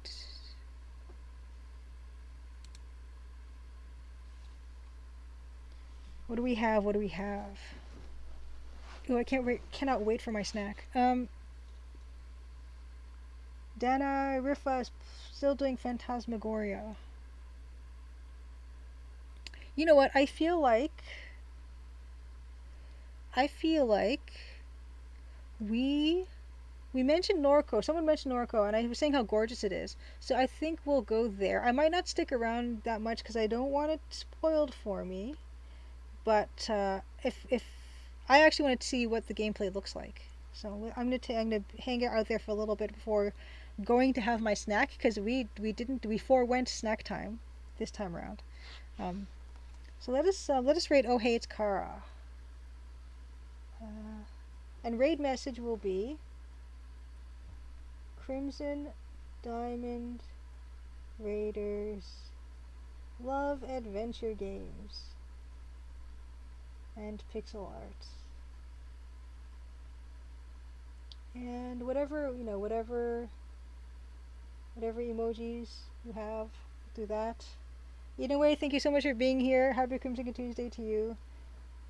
TV Prime as well. Oh, good. Thank you for lurking, TV Prime. Happy Crimson Tuesday. Oh no, she just finished. She just finished Norco. Cyber Steve, thank you for being here. Okay, we rated. She just finished it. Okay, hold on. Oh no, she just finished. I'm gonna just take a quick peek in. So maybe that's not a good idea. Hold on, I have an ad right now.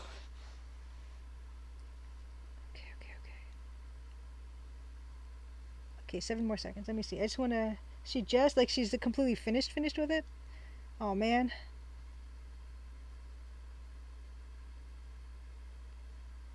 Okay. Oh no. Yes, literally, just they changed camera and everything. We can't even see the gameplay. That's a big shame. Oh darn it. Okay. So not Kara tonight.